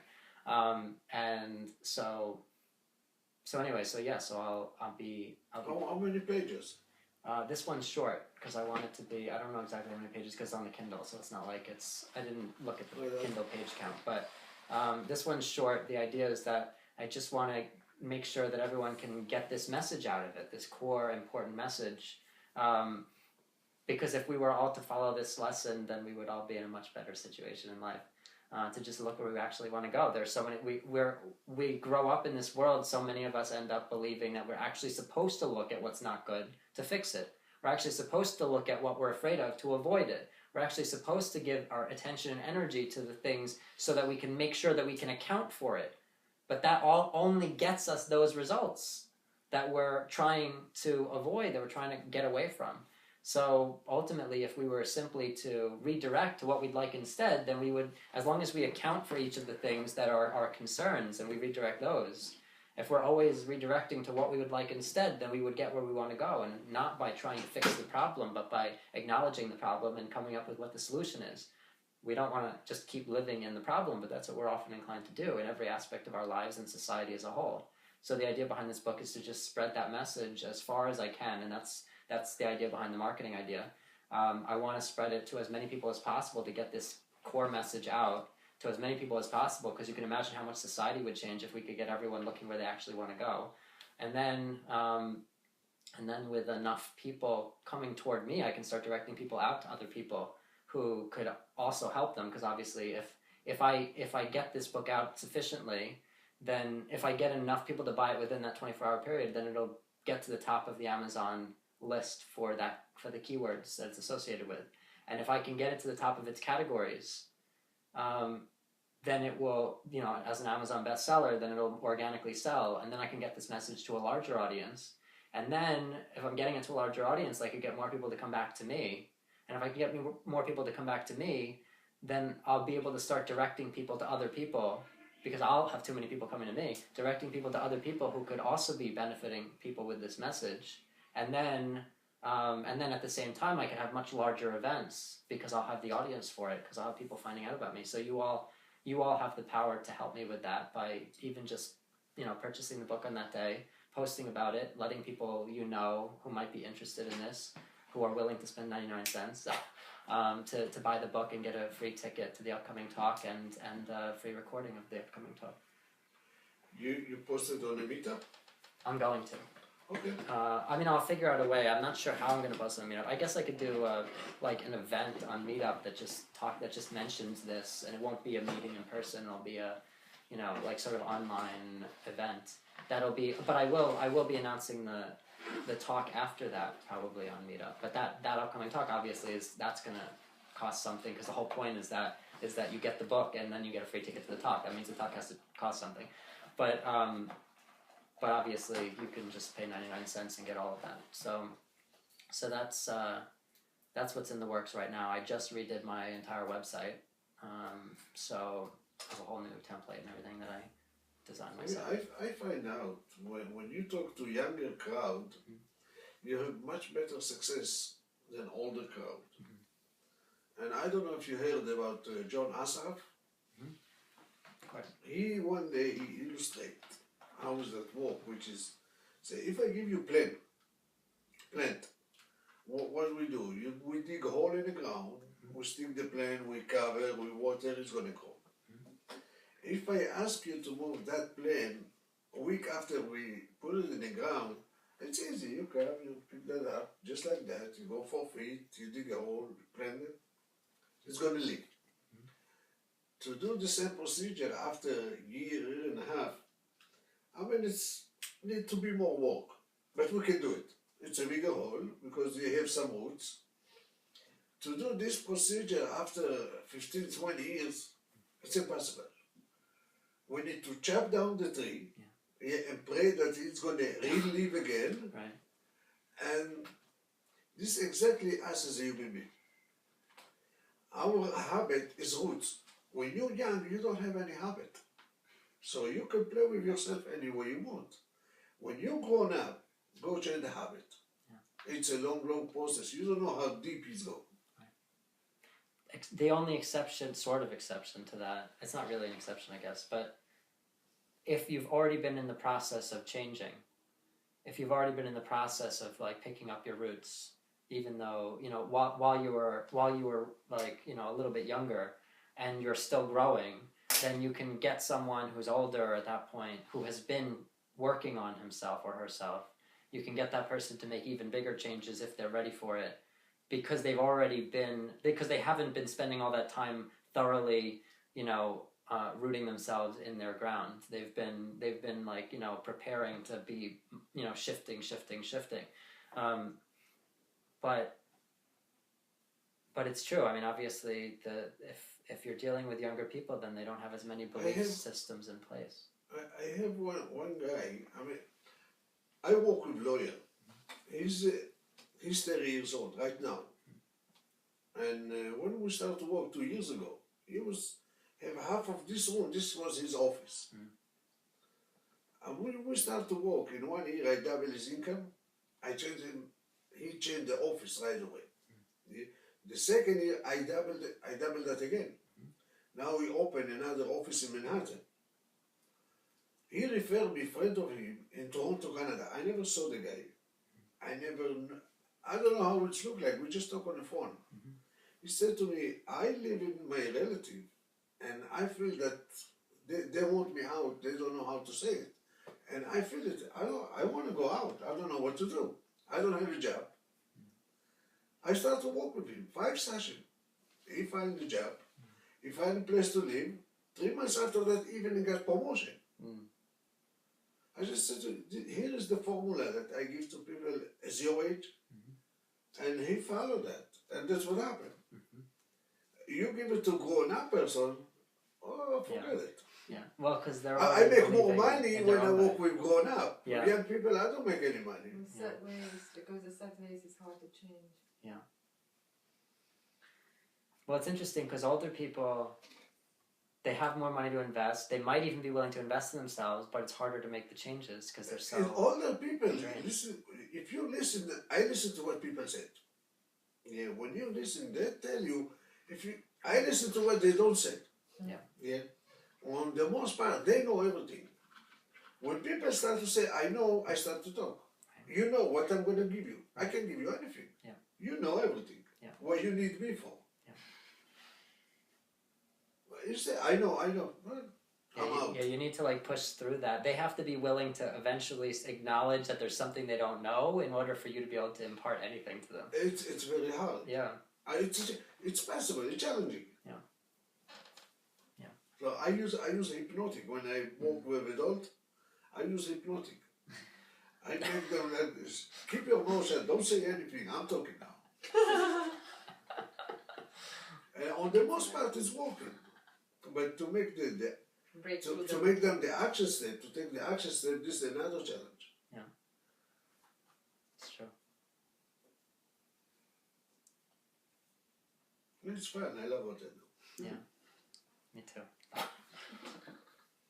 So, Prash, what was the lady name? You guys really didn't come today. It was a quiet afternoon. Oh. I forgot her name. Yeah, It's hard to yeah, pronounce. Yeah, I know. No, I didn't fight with her. I just No, I'm not saying you were She I'm not shared- saying you were fighting. You were just so strong, opinionated people getting to a conversation. Yeah.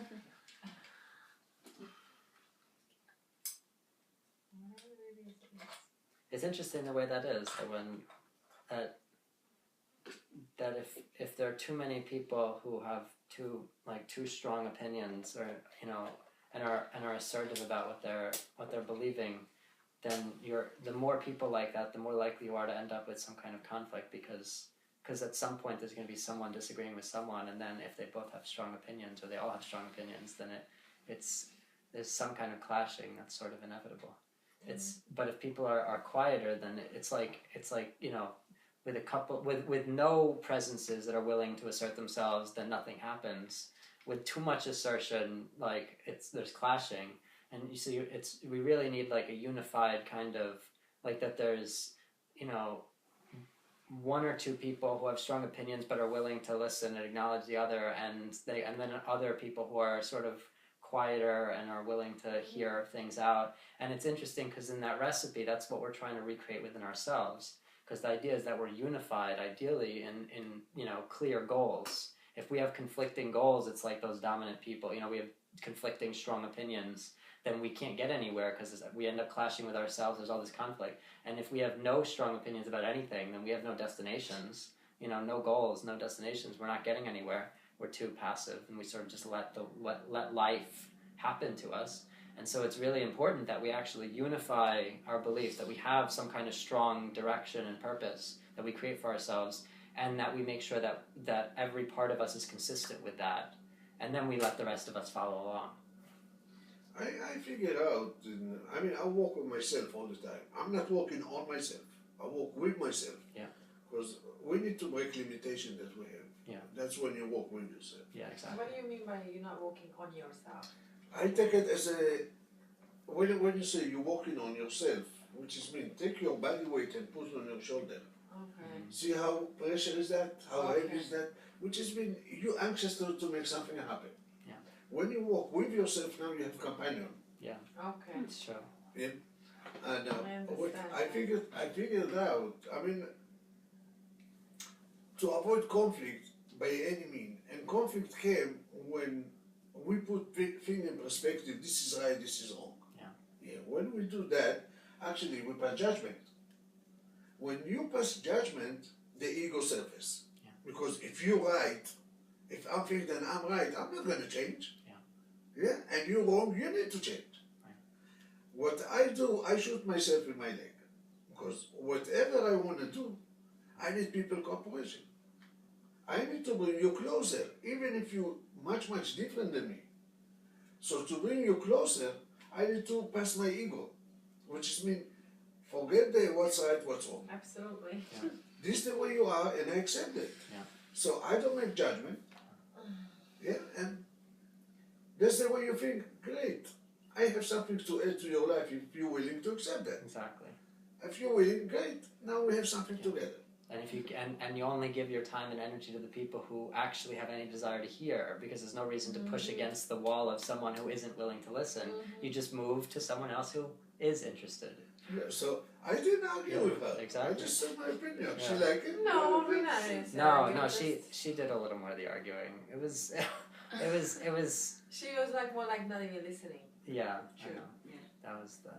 But you can see. So one of the things that I've been saying at these other meetups is that if we're all in the same place, and I want you to say what you were going to say after we. That was just a question. Okay, so then we'll like conclude this thought. But if we're all in the same place, then we all have some common aims, common goals that brought us here, common emotional experience that brought us here. And again, just like sports games or political rallies or anything else, majors in college, jobs, we have common goals. That's what leads us to group together, and common emotions on the way toward those goals. So ultimately, if we're all in the same room, then it means that we have certain goals, certain aims in common. We're on the same road driving forward in life. At this point in time, we're on the same road in some way. And so ultimately, everything that happens, that comes up for us while we're in the same space, is related to all of us. That's why it's coming up. It's for all of us to address. So if we felt like she wasn't listening in any way, then it means that there's a part of us that wasn't listening to ourselves. And that's what we want to really acknowledge, because it's not, because then we take the judgment out of the picture. It's not about her, it's about the fact that she's a mirror of what's going on in us. If we felt like there was some kind of conflict there, if we felt like there was some kind of talking over or not listening or justifying her existence or whatever we felt she was doing, then there's some part of us that's doing that as well. And that in some way, in some area of our lives, we're actually doing that. And that's what we want to address in ourselves. And so from that perspective, we could actually be grateful for the fact that she reflected that back for us so we could see. And obviously there were certain people there and certain people weren't there. There's a reason that the people who were there, and that because those people have that dynamic to be addressed within themselves. Well, we grew up that way. When you think about that, I mean, it's when we have, I don't know how many of you have kids. I guess not. Yeah, but when we have brand new, I guess not. yeah, I guess Nobody not. says I do. So. When we have a new baby in the house. Do you Ah. have any kids? Yeah, I have 3. Okay. So we can wait until he walk and talk. When he starts to walk and talk, what we do? Sit down, keep your mouth shut. That's what we do, right? Now this is a habit that we install in a kid. True. He grew up, he's not allowed to talk. When he reached the point that he can talk, he don't stop. Now he wants to be heard. So if you talk, I will talk over you. And now you talk over me, I talk over you. We don't listen to each other. And the best way to change that is actually to listen to the kid. Because the more you listen, the more you set the example that the kid is listened to, and then the kid feels listened to and doesn't feel the need to talk over and be heard. Right. And so then there's less talking. I do it with my I have a grandkid. She's 9 years old. So you're Yeah. practicing. I practice myself. Yeah. That's what I'm saying. Yeah. When she came from school and I'm at home, I have a home office. I have a home office. She came to my office. I stop what I do. I turn around to her, face her. How was your day? What you did in school? Who did you play? And I keep my mouth shut. I let her talk. Yeah. She talks. She don't stop talking. But she feel comfortable to tell me whatever she think. Yeah. Whatever she feel. Yeah. It's a safe Yeah. zone that she can tell me everything. Otherwise, she do something behind my back, and I don't want that. Right. I rather her to tell me. But when I give her safe space, I don't judge, I don't criticize, I don't lecture, I don't say anything. Tell me whatever going on. I don't say if it's right, I don't say if it's wrong, just tell me. Because there is no right or wrong. It's all about how you respond to it that's right or wrong. And it's like that. It's how we use it that makes it right or wrong. And if they learn from our judgment that there's like something to get like to be limiting toward themselves, to be controlling toward themselves, to be upset toward themselves if one thing happens or another, then that's not going to help them avoid that. That's going to cause them to give more energy to that, which is going to bring about more of that behavior. So us judging things as wrong actually gets more of those things in our lives, as opposed to saying, okay, this is just what is. Let's steer it. Let's redirect it towards something that's even better. And then we can do that with a kid. We could do that with ourselves. But ultimately, what you're describing, ideally, we would all be doing that not only with everyone else, but that we'd be doing it with ourselves. That we create that safe space to listen. Which is what we're doing when we're meditating, when we're practicing mindfulness at the beginning. That we create that safe space without judgment. That anything that we want to say to ourselves, any thoughts and feelings that haven't been heard, that maybe we've suppressed throughout the day, or there's been some judgment or whatever, that they can come back and have a safe space, and they can hear, they can be heard by us, that we're willing to listen, and that we're not going to judge them for speaking up. And if they speak up, then they won't do things that we don't want them doing, because we'll actually hear what they're doing and we can redirect them. But if we don't listen to them, then they could do all sorts of things that we don't want them doing. And then our minds go crazy with all sorts of, crazy static mental activity of fears and worries and concerns and regrets and frustrations, because we're not listening. And so they do all sorts of things we don't want them doing because we're not listening. And so ideally we would just create that safe space for them to speak. We would hear them, and we'd be able to acknowledge them and redirect them where appropriate. And then, like your granddaughter, every part of us is able to feel heard and not feel judged, and then is going to be free to speak up to us. So that if some thought or fear or concern or belief would be getting in the way of us moving forward, that it's willing to speak up when we say, this is where I want to go now, and it says, okay, I hear you, and I'm going to say something because you've been listening, and I want to say something because this would get in the way if you don't address this. And then we can address it and actually get where we want to go. Yeah, that's what, before that, we seek approval. And we're afraid to talk about that. We don't know if we're going to be criticized or we're going to lecture. And we don't like to hear that. Anyway, tell me, you don't like to hear that somebody beat you over the head, whatever you say. So when I give you that space, say whatever you want. I don't judge you. Yeah. This is your life. Let me see if I can add something to make it better. Exactly. The question I was going to ask before was, just when you're, like, even during the meditation when we were, like, going into each realm of our life, like financially and employment and house and family, do you recommend doing that? Like, what would you tell your client, unless you have to charge me for asking this question?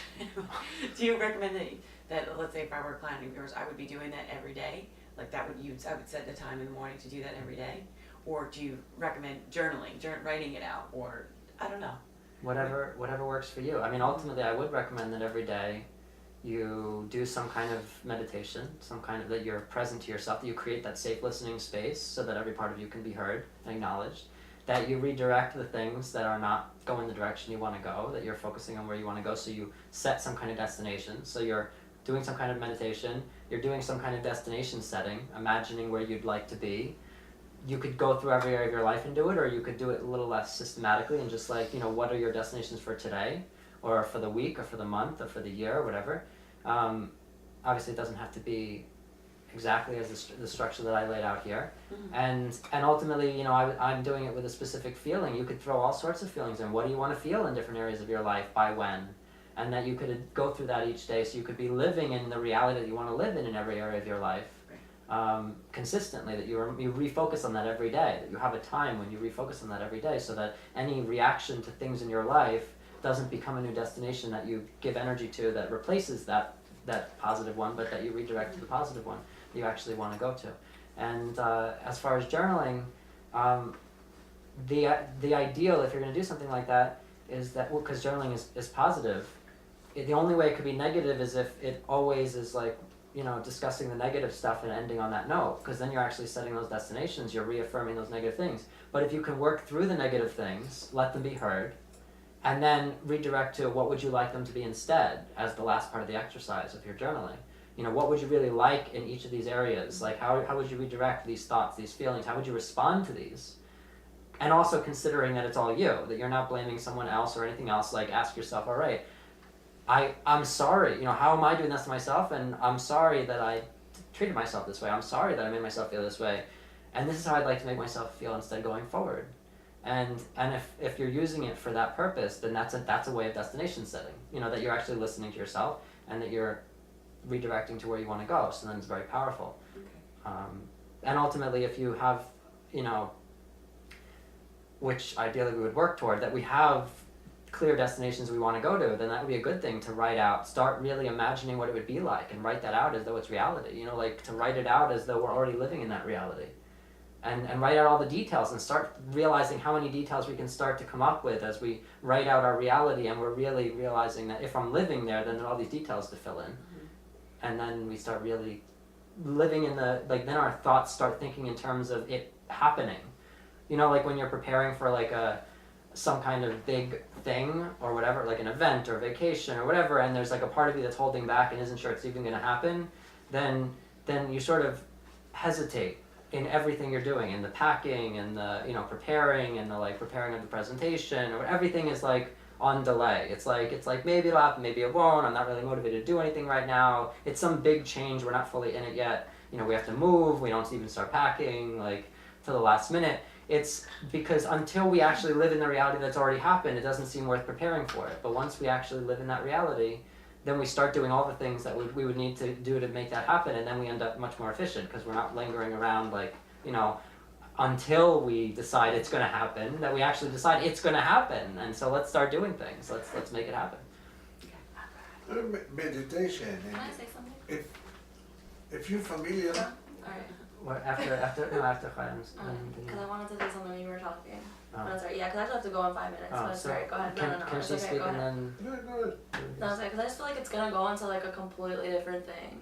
So Like, I just want to say something on what she was saying. Personally, from my experience, it's gonna be 2 minutes.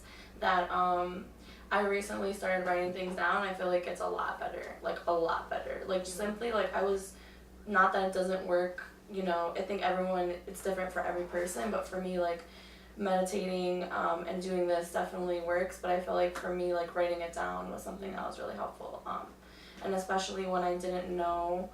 I didn't even know how to even begin whatever by myself the meditation, like, okay, what feeling do I want? So the first thing I would start writing down is like, okay, what are the things that make me happy? And like sometimes just writing things out that make you happy just make you feel so happy because you're just like pondering on them and writing them down, or also like in terms of like goals, writing them down and crossing them out just like feels so good, like putting your pen through the paper and just being like, that's off the list. So that's all I wanted to say. Thank you. No, it's good. It's good to make lists of the destinations because then you can have this greater sense of like, I did that thing that I intended to do, and you get the sense that when you intend something and you're willing to commit it to paper, that you can actually it happens and you get to check it off. I'm a giant procrastinator, so it's like I just sort Yeah, of. me too. That's what I'm saying. Like, especially like you're like, oh, I want to do this and I want to do that and I want to do this, and I'm like, okay, but then you kind of forget the things that you want because there's so many things that you want. Right. You know, so so many other things get into. Like I just wish I had someone in my room every morning, like blowing the whistle, and be like, "Come on, let's go!" And like because if I'm on my own, I tend when I'm at work, it's a whole different thing. Work is the one thing I give everything to. I don't know why. Because you're doing it for other people. Because Because you try. I'm sorry that you didn't get to speak yet. Sorry, I haven't said anything this whole conversation, so I think I could get those 2 minutes. Because you're inclined to try to maintain the security of other people in your life. And you make all of your decisions based on how it would make other people think, because you want to make sure that your decisions will keep those people in your life that you feel provide you security, and people you can trust, and people you can depend on, and when you feel that you don't trust your own thinking, and you don't feel you can depend on yourself, and so the decisions are actually made in accordance with trying to be there for others so that they'll be there for you, and the shift for you would be to learn to trust your own thinking, to recognize. I know, that's what I'm saying. That's, it's great that you know that. It's your personality. There's also a part of you that you anticipate exciting things, but you want to be fulfilled, you want to be happy, but you end up looking at where you would be trapped, where you would be unhappy when you're stressed. That you end up anticipating that you're going to be unhappy no matter what the situation is. When you're really stressed, you feel like you're going to be trapped here and trapped there, and that's not going to make you happy, and it's not going to be fulfilling. But ultimately that part of you also tends to be scattered, and so like there's like all these exciting things you could be doing, and it's very hard to get yourself to zero in on something, and also because you're idea oriented, as we all are, then we tend to live in the ideas, the abstractions, and it's like this sort of realm of possibilities, and it's for us to actually deal with the details of concrete reality and like put things into action that we all have a little bit of a challenge with, but ultimately that your turnaround is actually to learn to be able to listen to yourself, be present to yourself rather than tuning yourself out, and be able to recognize your fulfilling thoughts as fulfilling. Instead of looking for what would make you unhappy to avoid it, that you look for what would make you happy and you live in that, you focus on that. So it's really trusting your own thoughts and finding your fulfilling thoughts to be fulfilling. Those are your main things. Okay, thank you. What are you going to say, Juan? So, here you talk about meditation, and meditation it's very, which is mean there are people that running and meditate, people that sleeping and meditate. It's the way it's work for you, and the whole point of meditation is to go to alpha stage. If you know what I'm talking about. No, I never. Alpha stage is the way the brain cycle work, and this is the lower stage before you go to sleep. It's like daydream. Yeah? When you're in daydream, you start to see in 3D, and you create future reality. This is the whole purpose of meditation.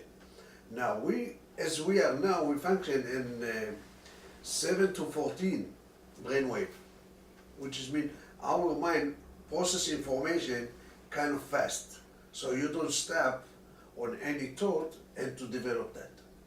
When you meditate, you slow down everything.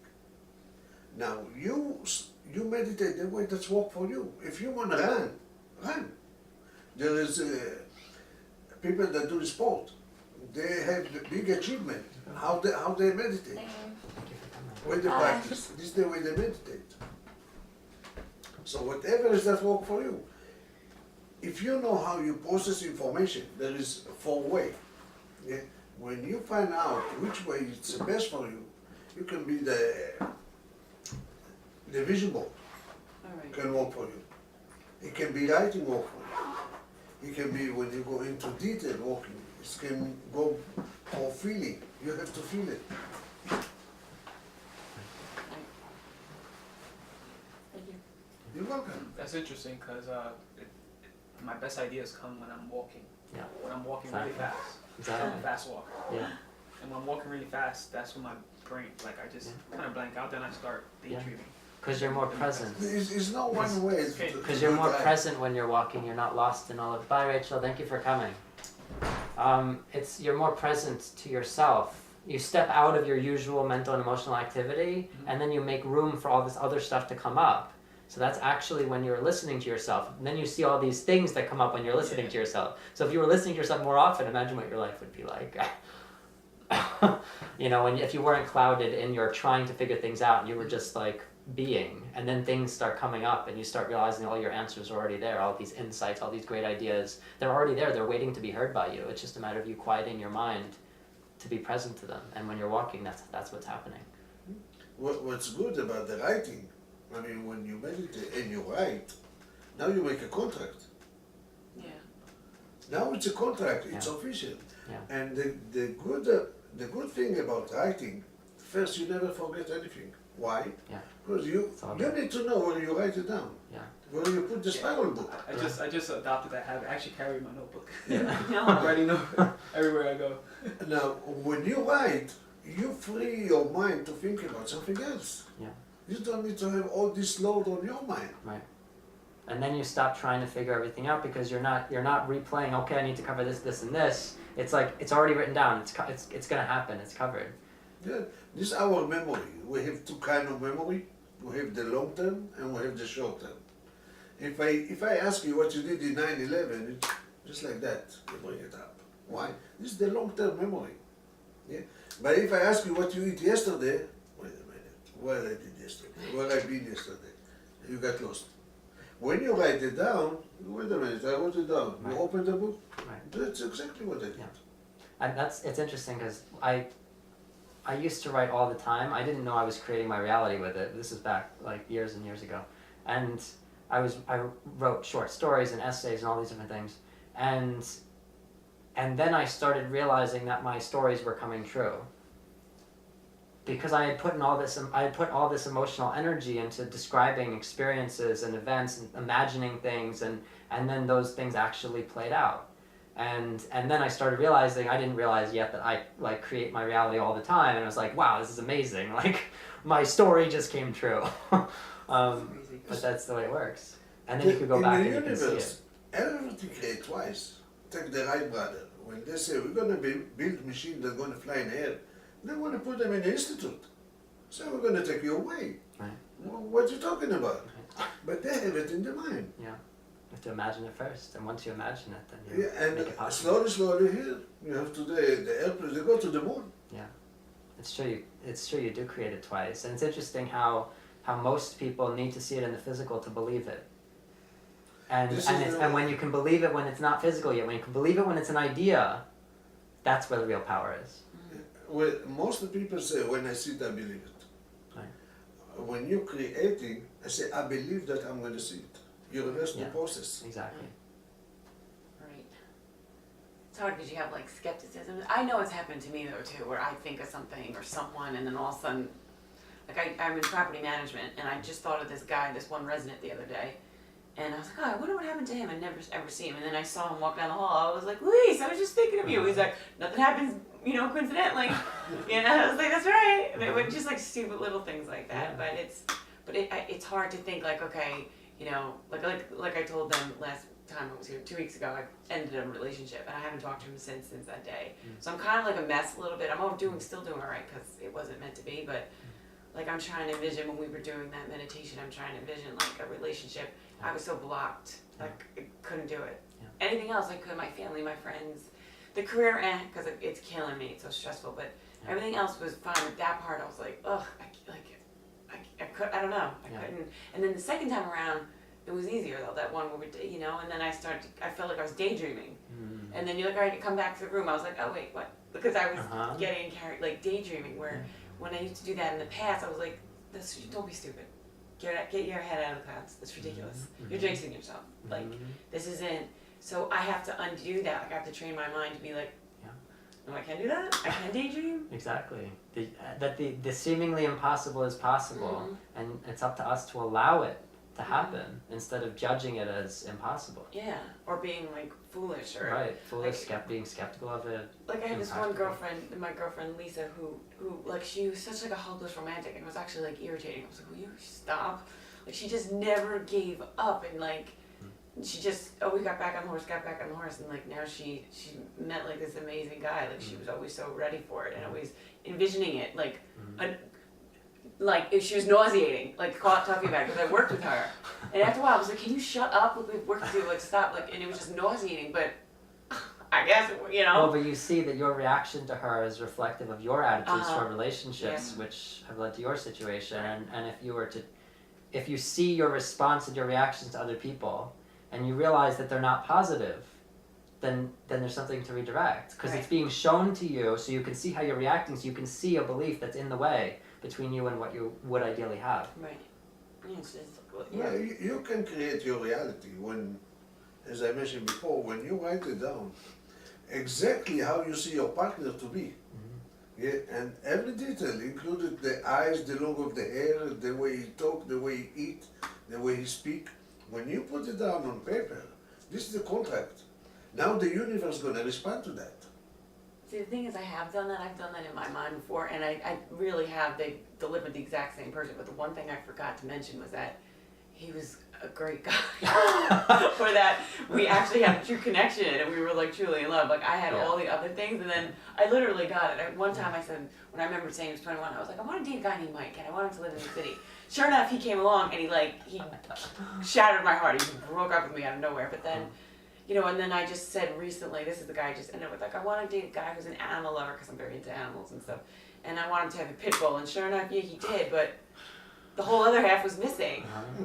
So I have to, like, well, I'm going to do that. I want to be like, I want him to have, like, a nice body and blue eyes. I forget that part. I just want to be like, and I've been saying to myself. No, you need to go in detail. Yeah. Every no, detail. but make sure you cover the most important things. That's the.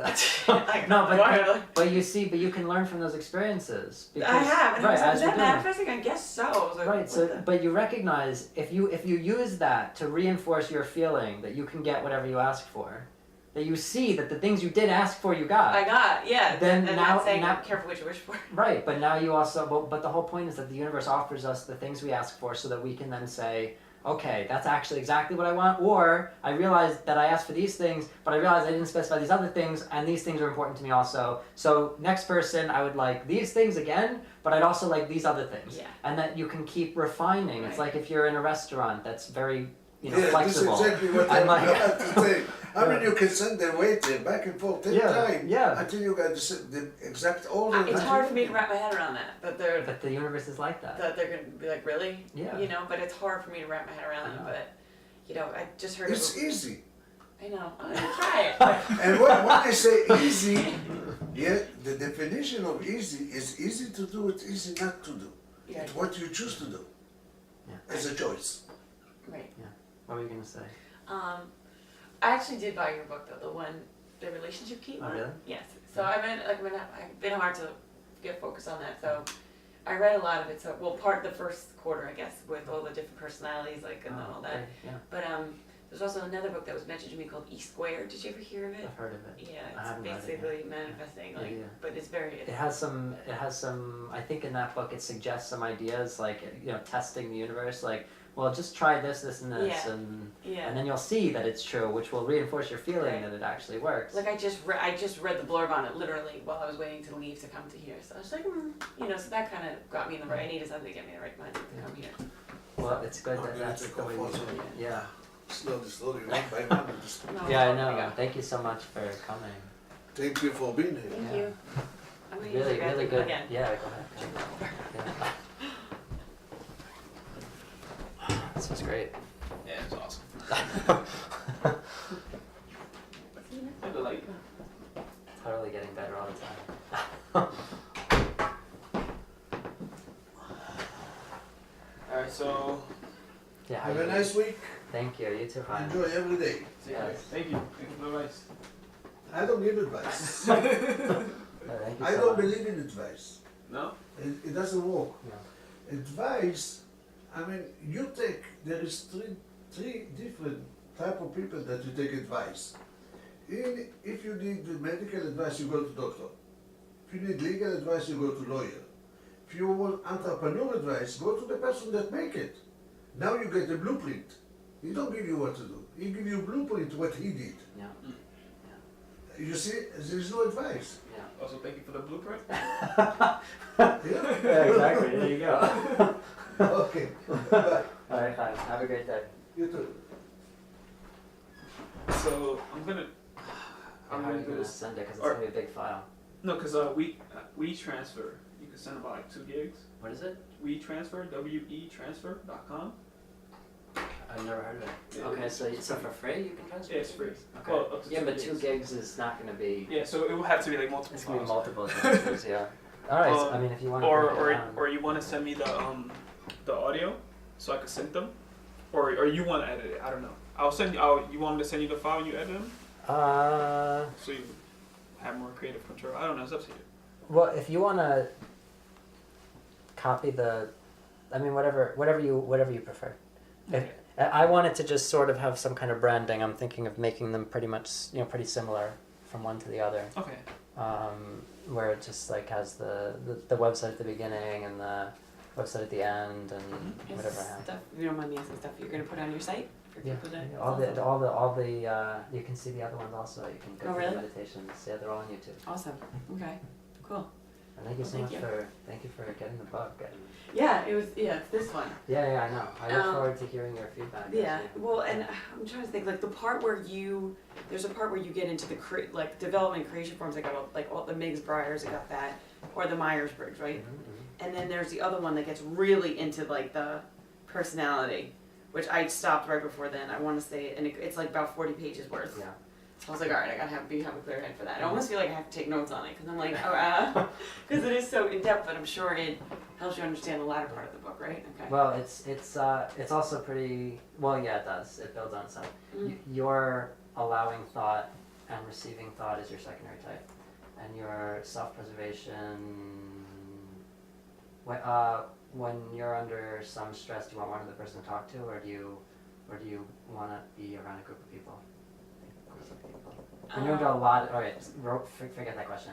When you're under a lot of stress and you're worrying about how people perceive you and you're feeling unaccomplished and like you're not, like you haven't accomplished enough, like you're a failure, and like you really like you don't feel like you're looking good to other people, what do you feel like you want one other person to talk to, or do you feel Yeah. like No, yeah. okay, so you're self-preservation and social, then one-on-one, which is the preserving inclination, the belonging inclination, then the connecting inclination. Oh, really? Yeah. I'd say I didn't get that far yet. You're intuitive, you're feeling, and do you plan things out, or do you more spontaneous about things? Yeah, Spontaneous. so you're perceiving, and do you plug into the outside world for energy, or do you plug into Yes. yourself for energy? No, outside. So you're ENFP. So you can, I mean, if you want to. I did write it down. I guess I don't think mine was what yours was. I forget what it was, but that little 4-letter acronym, right? You're ENFP. Say it again. ENFP. Okay, I don't know what I did. And you're also a 6 with a 7 wing in the Myers-Briggs. I mean, the Enneagram. That's what I was just saying. That allowing thought and receiving thought, and your self-preservation, social, one-on-one. So when you're reading through the section, you can see. All right, now I'm gonna really. That's look why at I'm that. Okay, telling you, cool. because if you're going to read that section, then you'll have someone relating to it. You can see which are yours, and then you also start to notice other people's in your lives, like see how they operate, Mhm. and like what your exes were, and like what you connect well with, and all these different things. Interesting. Okay. Yeah. All right. Cool. Thank you Of very course. much. Yeah. Are you doing it again in 2 weeks, or you don't know? Probably. Okay. But I will. I'll let you know. I'll let you know. All right. Thanks. Yeah. Thank you.